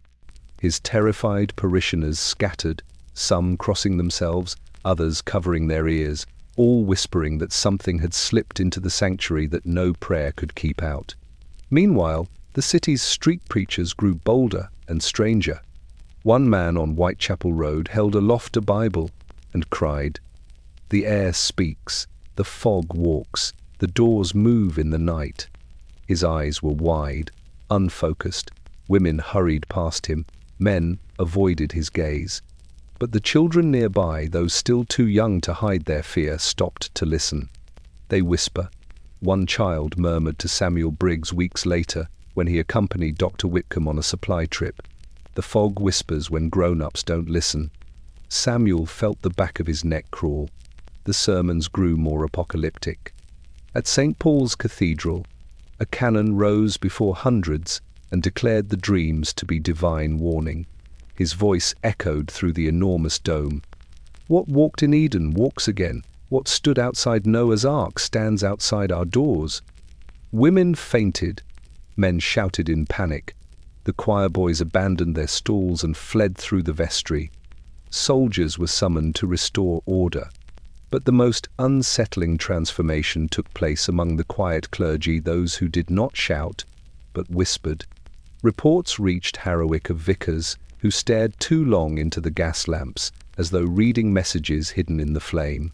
Of priests who paused mid-prayer, listening to answers no human congregant had spoken. Of nuns who woke sobbing, claiming a question had been asked of them by something that stood behind the dreams. And slowly, more clergy began appearing at Harrowwick's gates, escorted by parish wardens or trembling friends. A bishop from Westminster arrived, muttering, "The presence has no need for doctrine." A Methodist preacher from Lambeth wept as he insisted, "It does not judge us, it studies us." A young priest whispered to Samuel as he was led to a cot.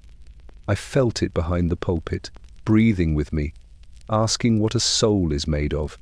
Samuel felt his hands go numb. That night, Dr. Whitcomb called an emergency staff meeting. The lamps hummed. The fog pressed against the windows like a listening ear. "The clergy are succumbing now," Whitcomb said, voice hoarse. "Not just the frightened, not the weak, the learned, the disciplined, those trained to withstand spiritual terror." Mrs. Hargrove clasped her hands tightly. "What does that mean?" Whitcomb closed his ledger, each movement slow and heavy. "It means the dreams have reached the pulpits." Samuel added quietly, "And the pulpits have reached the people." Ashcombe looked paler than ever, his grand theories reduced to ash. "Are you suggesting," he whispered, "that these voices have taken hold of the very men who claim dominion over the unseen?" Whitcomb met his gaze. "No, Superintendent, I am suggesting that the unseen now demands dominion over us." A silence settled over them all. A silence thick as velvet. A silence so deep it felt alive. Then a faint sound drifted from the hall. A whisper, almost reverent, "Amen." The lantern nearest Samuel flickered. Mrs. Hargrove gasped. Whitcomb stood slowly, heart pounding. The whisper came again, soft, curious, imitative. "Amen." As though practicing the word, as though trying to understand it, as though preparing to use it. In that moment, every person in the room realized the same terrible truth. London's preachers were not heralding the end of days. They were merely the first to recognize it. They arrived at dusk, 5 of them moving through the fog like black-coated silhouettes carved from the smoke of their own extinguished faith. Not police, not families, not reporters, clergy. A bishop, 2 parish priests, a deacon, and a pale young curate whose hollow stare suggested he had not slept in days. Their carriage halted before Harrowicks iron gate with an almost funereal hush, the horses restless, stamping at shadows no stableman could see. Mrs. Hargrove watched from the entrance, hands clutched so tightly that her knuckles whitened. Clergy had been admitted as patients before, yes, but never like this, never arriving in a group, never with such a shared look of expectation and dread. The bishop stepped forward first. He was a tall man, elderly but still sharp in posture, though his eyes trembled with exhaustion. He removed his hat and addressed Dr. Whitcomb in a voice meant to sound authoritative, but quivered all the same. "Doctor," he said, "we require entry and answers." Whitcomb blinked, startled. "You believe yourselves afflicted?" "Afflicted?" The bishop gave a shaky laugh. "The word is far too small." Behind him, the younger curate murmured, "They spoke during matins, from behind the altar." His lips trembled as he added, "They asked why we kneel." Whitcomb felt a cold ripple trace the length of his spine. The bishop continued, "The dreams spread through our clergy house. Every man who slept beneath our roof saw the same room, the same lantern, the same 12 doors. He stepped closer. And last night, the voices began asking us questions of doctrine. Samuel, standing behind Whitcomb, stiffened. "Doctrine?" "Yes," the bishop whispered. "They asked whether a soul can be measured, whether sin has weight, whether thoughts survive without bodies." His voice cracked. "These are not questions of demons or madness, doctor. These are the questions of something trying to understand what we believe governs reality." Whitcomb opened his mouth. No reassurance came. The deacon stepped forward next, his hands shaking visibly. "We came," he whispered, "because we heard that the afflicted speak more freely here, that the voices grow stronger, that you have seen things." Whitcomb hesitated. The bishop's eyes sharpened. "Doctor," he said quietly, "do not lie to us. Not now." They were escorted into the receiving hall, where lanterns burned low, trembling against an unseen draught. The clergy huddled together, their breaths shallow, their eyes flicking toward corners, as though expecting the stones themselves to whisper. Whitcomb led them to a private consultation chamber, Samuel hovering anxiously at his shoulder. The bishop sat heavily, rubbing his temples. "We must know," the bishop began, "what your patients here." Whitcomb took a steadying breath. "Questions," he said simply. "Curiosity, inquiry into human thought, fear, memory. Whatever it is, seems to be learning." The curate flinched violently. "Yes, yes. During prayer last night it asked me, 'What does faith feel like inside your mind?' How could something unhuman ask that?" Whitcomb did not answer. The oldest priest, silent until now, whispered, "We came because we hoped you could confirm we are not losing our minds." Samuel looked at him, stricken. "It may not be madness." The bishop leaned forward. "Then what?" Every lantern in the room flickered at once. Shadows stretched. The air tightened. The temperature dropped to a damp, bone-deep chill. The curate's breath hitched. "It's here," he whispered. Something swelled in the silence, an attention, a presence, as though the very walls leaned closer. Then, from the darkened corner of the room, a whisper drifted outward, soft, curious, impossibly articulate. "Which of you speaks for them?" The deacon gasped and clutched his crucifix. The curate sobbed openly. The bishop stared, horror hollowing his expression. Whitcomb rose halfway from his chair. "Show yourself," he demanded, though he did not know what he was demanding it of. The voice came again, closer now. "We ask, you answer. This is how we learn." The bishop stood on unsteady feet. "In the name of Almighty God." The whisper cut him off with eerie calm. "Explain your God." Silence swallowed the room. The bishop faltered, mouth opening and closing, his polished certainty dissolving under the weight of a question too large, too foreign, too precise. The presence seemed to lean forward, expectant. Explain. Purpose. Whitcomb felt his knees weaken. Samuel gripped the table until his knuckles throbbed. The curate sank to the floor in a trembling heap. The bishop whispered, barely audible, "We are not equipped to answer that." A final whisper, soft as breath against the ear, slid along the stone. "Then we will ask the others." The lanterns extinguished.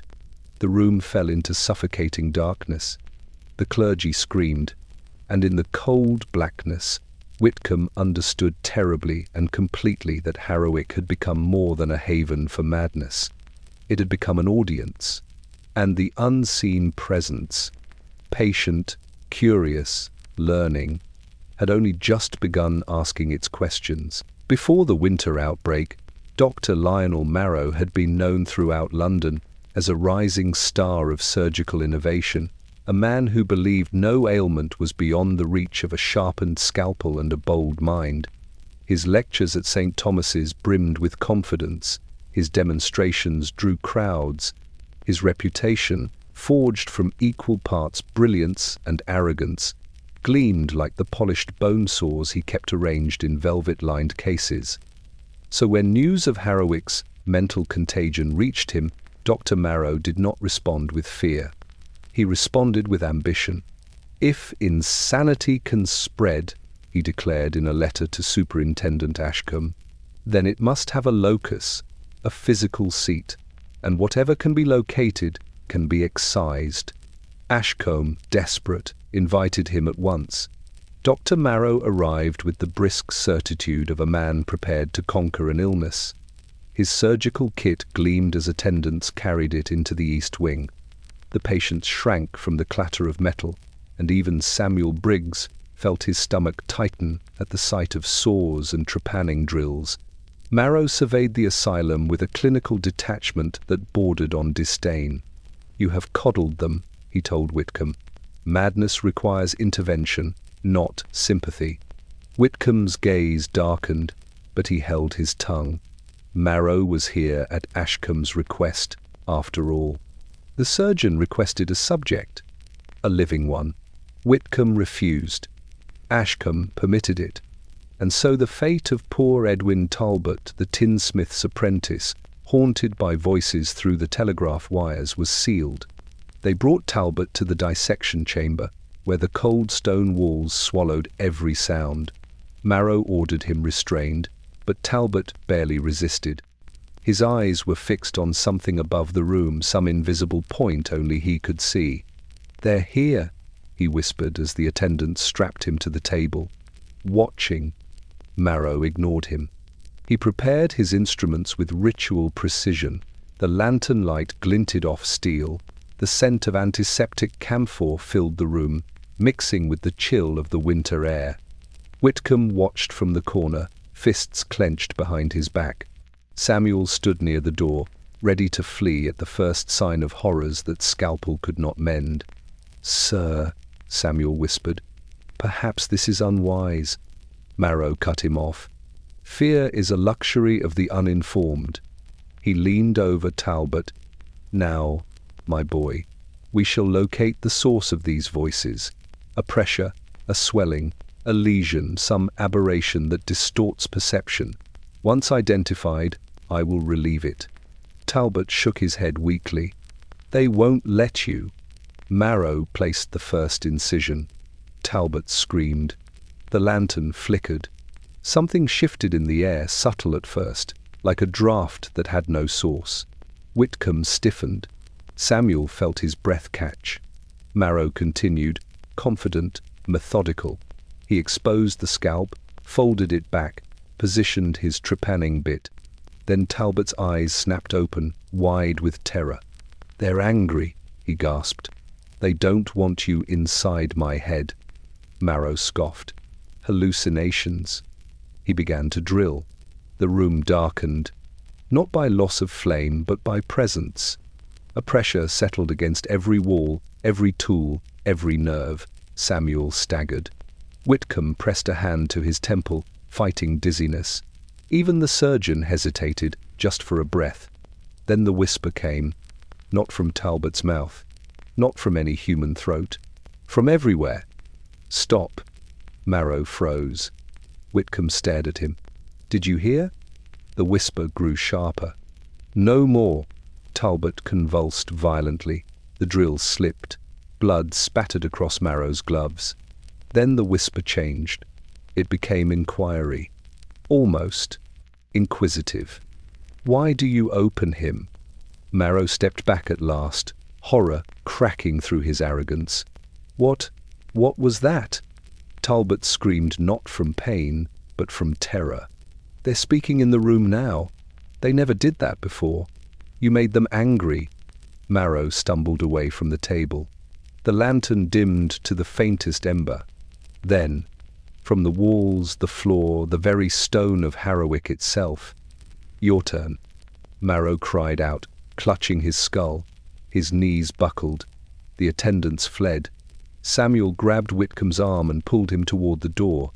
But Marrow remained screaming on the floor, writhing as though invisible fingers clawed through his thoughts. "Get out of my mind," he shrieked. "Get out!" He slammed his head against the stone. Once, twice, a third time. Whitcomb and Samuel dragged him away before he cracked bone.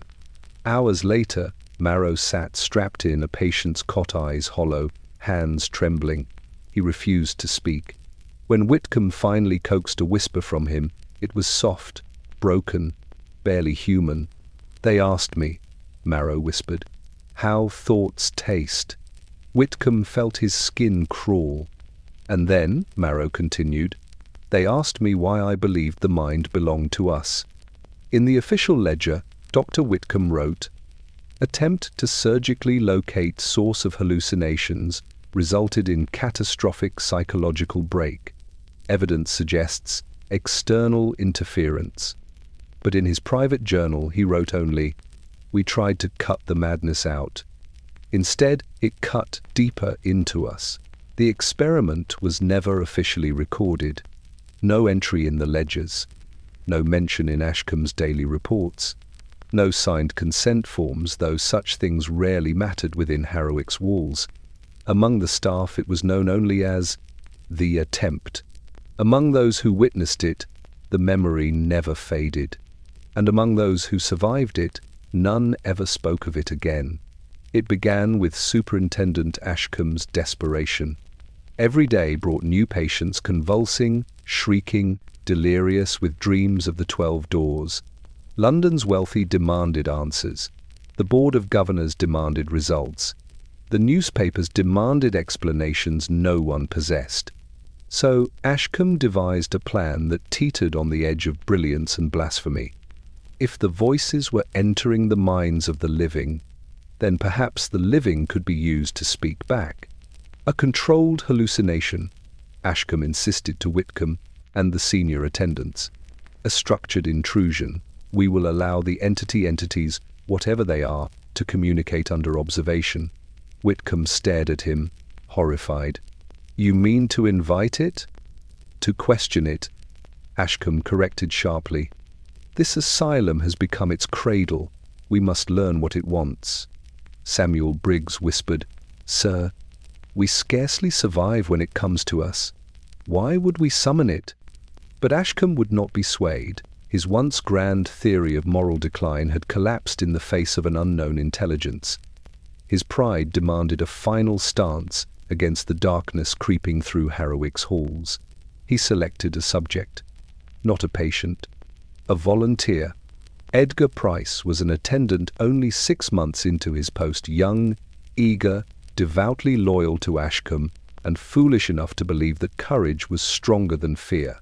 He agreed with trembling enthusiasm, convinced he would emerge a hero in the superintendent's eyes.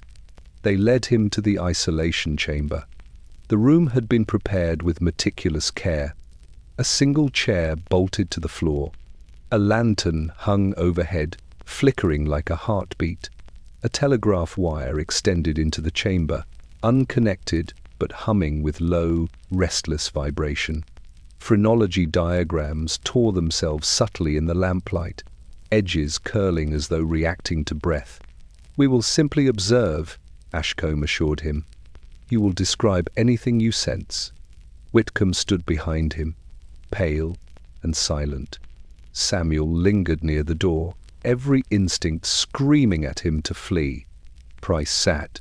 Ashcombe nodded. The lantern dimmed. The air tightened. "Begin," Ashcombe whispered. At first, nothing happened. Price closed his eyes. His breathing steadied. He whispered, "I hear nothing." Then, a hum. Soft. Low. Mournful. It vibrated through the floorboards, through their shoes, through their bones. Price's eyes flew open. "It knows," he whispered. "It knows we're calling." Whitcomb seized Ashcombe's arm. "End this, now." But Ashcombe shook him off. The hum deepened, rich, resonant, painful. Price gasped and clutched the sides of the chair. "I feel it behind me." "There is nothing there, Edgar," Ashcombe insisted. "Yes," Price breathed. "That's what's wrong." The lantern above them flickered into a sickly greenish glow. Then came the whisper. "Why do you summon us?"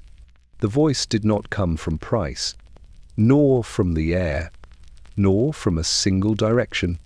It came from everywhere at once, like thought given form. Ashcombe steeled himself. "We seek understanding." The whisper twisted, curious. "What is understanding?"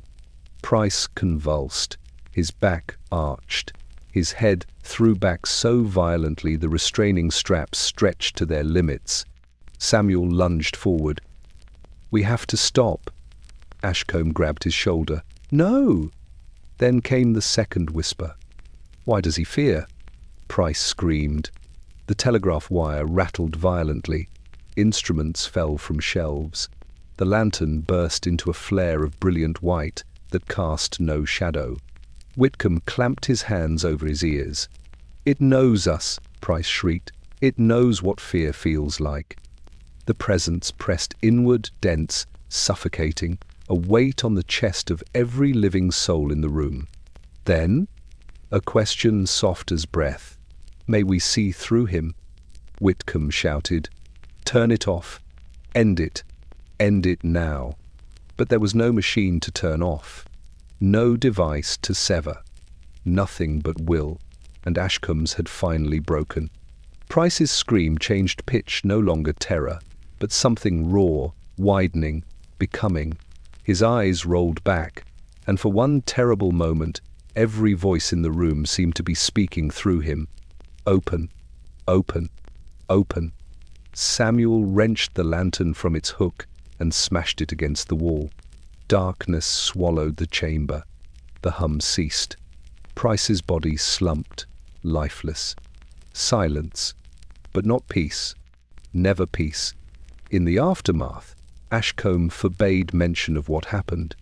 An unfortunate reaction, he told the staff coolly. A seizure. Nothing more. But Samuel saw the truth when he helped carry Edgar Price's body to the mortuary. The young man's face was frozen, not in pain, but in wonder, as though, in his final moment, he had witnessed something vast and beautiful and utterly merciless. Whitcomb entered nothing in the official record, but in his private journal he wrote, "We did not summon madness. It was already here. We merely asked it to look at us." And that night, as Samuel passed the empty isolation room, he heard a faint whisper from the darkened chair. More. By late January, Harrowick Asylum had become a place where light itself seemed cautious. Gas lamps flickered constantly, as though the walls held their breath, and shadows pooled in corners, moving just beyond perception. Staff whispered that the asylum itself had grown sentient, an intelligence born from the millions of frayed nerves, frightened hearts, and fractured minds contained within its walls. Patients murmured the same, though the words were often incoherent, terrifying, or eerily accurate. It was in this climate of dread that the shadows behind the curtains began to emerge. Clara Finch was the first to notice. She had avoided mirrors for weeks, slept with her hands clamped over her ears, and no longer trusted the very walls to hold their form. One afternoon, as she lay on her narrow cot staring at the iron bars of her window, she noticed movement in the draperies of the far ward, thin, pale fabric fluttering, though no breeze entered the room. Her breath caught. "They're coming," she whispered, voice trembling. "They move behind the curtains." Samuel Briggs, ever vigilant, was nearby, adjusting the lamp. "Who's coming, Clara?" She didn't answer. Instead, she leaned forward, eyes wide and focused. The curtain shifted again, and for a fleeting instant, the faintest outline of a figure appeared, tall, indistinct, bending as though to observe the ward silently. Samuel approached, trying to peer past the linen veil. "There's nothing there," he said, though his own voice wavered. Clara's hands shot out, gripping his arm. "No, they are there. They wait behind the curtains, Samuel. Watching, always waiting." By the next morning, reports began flooding the superintendent's office. Patients in multiple wards claimed that the shadows had become active, stepping out from behind draperies, trailing them through corridors, curling around their beds in the dead of night. One elderly patient, Mrs. Crane, whose mind had long since slipped into muted confusion, claimed the shadows whispered her prayers back to her, altering the words ever so slightly, making them cruel. Another, a young man recently admitted for auditory hallucinations, insisted the shadows were teaching him to move without sound. "They watch me," he said, "and they follow my steps silently." Dr. Whitcomb, already weary from the cascade of phenomena sweeping the asylum, attempted a rational explanation. The poor lighting, fatigue, imaginations heightened by fear.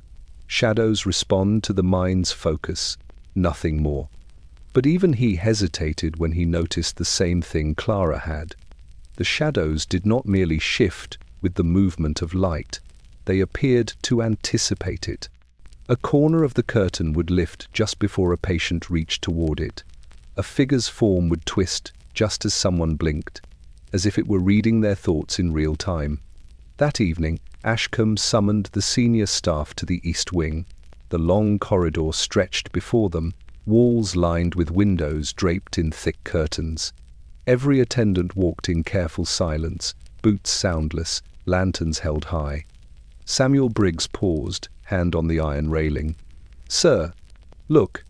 At the end of the corridor, one curtain fluttered slowly. Then another, a third. Shadows coalesced behind the fabric, not fully human, not fully empty, bending, stretching, undulating in silence. "They're aware of us," Whitcomb whispered. "They are observing." Ashcombe's eyes narrowed. "Observing what?" "They follow attention," Whitcomb said. "They move with it, respond to it. They anticipate it." A faint sound, a soft, dry rustling, issued from behind the nearest curtain. Samuel flinched. The shadows shivered in unison. Then a whisper. "Why do you stare?" The attendants froze. "Who do you belong to?" Ashcombe's jaw tightened. "This is nonsense," he barked. "It is light, it is wind, it is your imagination." But Samuel did not move. Whitcomb did not move. Even the lantern seemed to hold its glow in fear. Clara, standing at the far end of the corridor, whispered in barely audible panic. "They're learning from us. They know our names." Ashcombe looked toward her, his face drained of color. For the first time, he considered a truth he had long denied. The asylum did not merely contain madness. It participated in it. And the shadows, those shapes behind the curtains, were not simply reflections of the patient's fear. They were curious, intelligent, waiting. In the silence that followed, the corridor breathed. The curtains trembled. And from behind each fabric veil came a faint, deliberate exhale, like the asylum itself had drawn a breath and was speaking. By the final week of January, Harrowwick Asylum had reached a precarious fulcrum between order and utter collapse. Patients occupied every bed, every cot, even the floors in corridors that had once echoed only with footsteps. Whispers travelled faster than the staff, moving through walls, floors, and sometimes the minds of those who thought themselves observers rather than participants. The dreams of the circular room, the 12 doors, the central lantern, the breathing presence behind each had become an obsession, shared across every ward, from the newly admitted to the oldest resident. Yet, even amidst this chaos, one patient drew the attention of Dr. Whitcomb, Samuel Briggs, and even Superintendent Ashcombe. Her name was Evelyn Fairchild, a governess committed after insisting that the fog outside her previous home had been listening to her thoughts. Unlike most, she could articulate the dreams clearly and horrifyingly, consistently.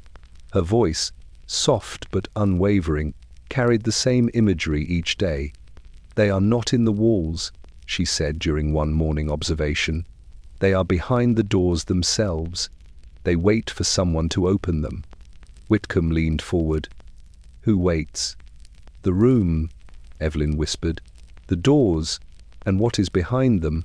It asks questions, not about us, about the world outside, about people who have never seen this place." Ashcombe, usually dismissive, frowned. "Questions?" "Yes," Evelyn replied. "Questions we cannot answer, and if you answer wrong, it changes the question.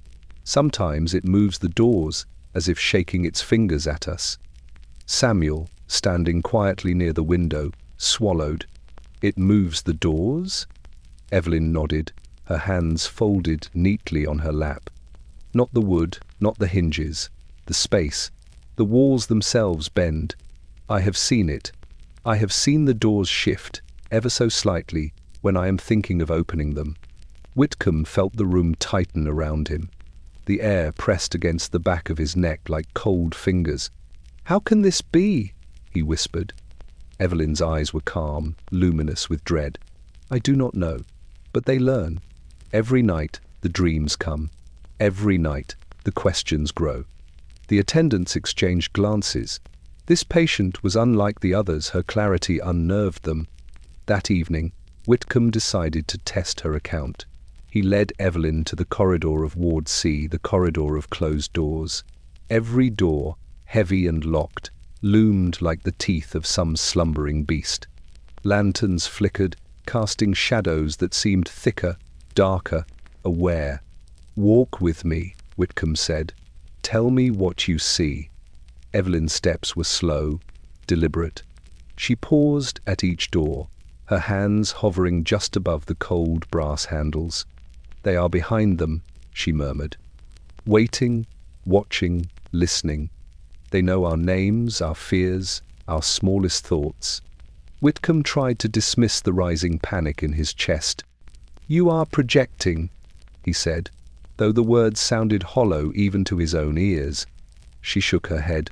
"No, doctor, they project themselves. I can feel it sometimes. It brushes my shoulders, soft, patient, waiting. Sometimes it laughs when I falter. And sometimes it asks me to open the doors." Whitcomb froze. Samuel whispered, "Open the doors?" Evelyn's lips trembled, but her voice remained steady. "Not one, not two, all 12. They ask, who will let us through? Who will give permission? And if no one answers, they wait, they learn, and next time, they ask differently." A soft creak echoed through the corridor, though no one had moved. The shadows deepened. The lanterns flickered violently. Whitcomb swallowed hard, realizing the truth that Evelyn had seen long before the rest of them understood.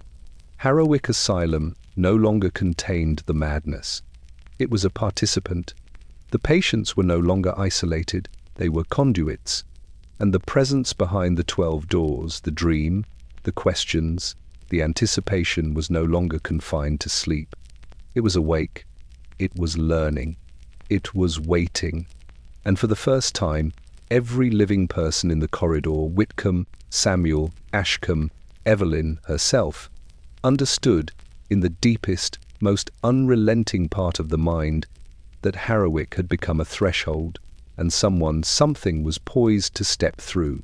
By the final days of January, Harrowik Asylum had become something more than brick and mortar. It was no longer merely a place for the broken, the disturbed, the curious. It was an entity unto itself, a living, breathing monument to fear and observation. The walls seemed to inhale and exhale, the floorboards whispered beneath each step, and even the lamps flickered in rhythms too deliberate to be accidental. Every corner, every corridor, every barred window carried the residue of thousands of thoughts, dreams, and secrets, pressed into the stone like sediment in a riverbed. The asylum waited. Inside, the patients, young, old, rich, poor, insane, lucid, huddled in every room, cot, and corner. Some whispered constantly, speaking in the same cadence that the walls had long memorized.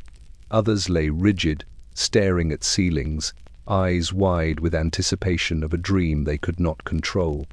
Clara Finch, Evelyn Fairchild, and the last of the 12 Doors dreamers sat quietly in Ward C, their faces pale, lips parted, listening to the murmurs that now traversed the building freely, as though every stone, every beam, every flickering lamp carried them like water over pebbles.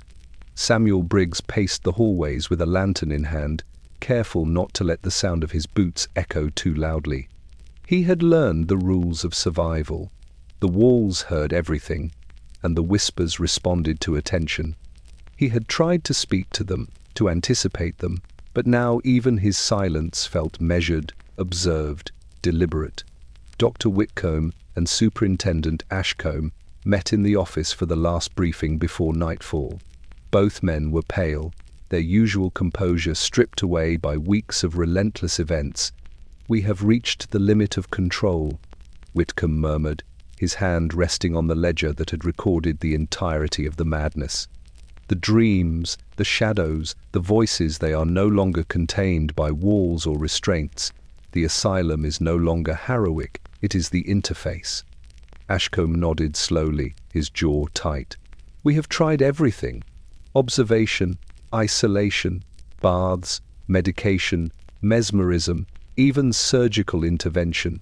Nothing has contained it. And now, the newspapers, the clergy, the city itself, we are surrounded."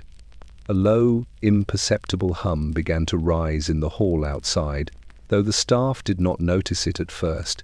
It was subtle, like wind through the pipes, or the shifting of stone settling over centuries. Then came the whisper, a single, soft syllable carried across the corridor. "Open." The air grew heavier. Samuel's lantern flickered violently, casting shadows that stretched unnaturally long along the walls. Clara's head tilted slightly toward the corner, eyes fixed on nothing visible. Evelyn's hands tightened in her lap. "They know we are here," she whispered. "They can feel it. They are waiting." Whitcomb swallowed. "It is not them we fear. It is the threshold itself. Everything we have done has been preparation. Every hallucination, every dream, every whispered name they have been learning. And now," the hum grew louder, more resonant. The shadows along the walls thickened. The curtains in the rooms fluttered, though the air was still. The asylum, it seemed, was aware of every heartbeat, every breath, every unspoken thought. From the far end of Ward C, the faintest creak of a door sounded slow, deliberate, almost imperceptible. Samuel's hand flew to the handle of his lantern. The flickering light revealed nothing, yet the presence of it was undeniable. Clara's voice, quiet but piercing, cut through the tension. "They are asking, which of us will open them first?" A silence followed, thicker than the fog outside, heavier than the iron gates that had long sealed the asylum from the world. Every patient, every attendant, every physician understood Harrowik had always been waiting for this moment. The cumulative breaths, the collated thoughts, the concentrated fear and awareness, all had been building toward the singular event that could not be postponed. Whitcomb closed his eyes briefly. Samuel gripped the lantern as though it were a talisman. Ashcombe straightened, though his body trembled. The asylum exhaled. And in that silence, before the doors of perception, before the 12 thresholds that had haunted dreams for weeks, Harrowwick's walls seemed to lean closer. The building waited. And so did the presence beyond the doors. For all that had happened, all the screams, all the whispers, all the horrors catalogued in ledgers, nothing could prepare them for what was coming. Harrowwick had finally learned. And now it would ask its first question aloud.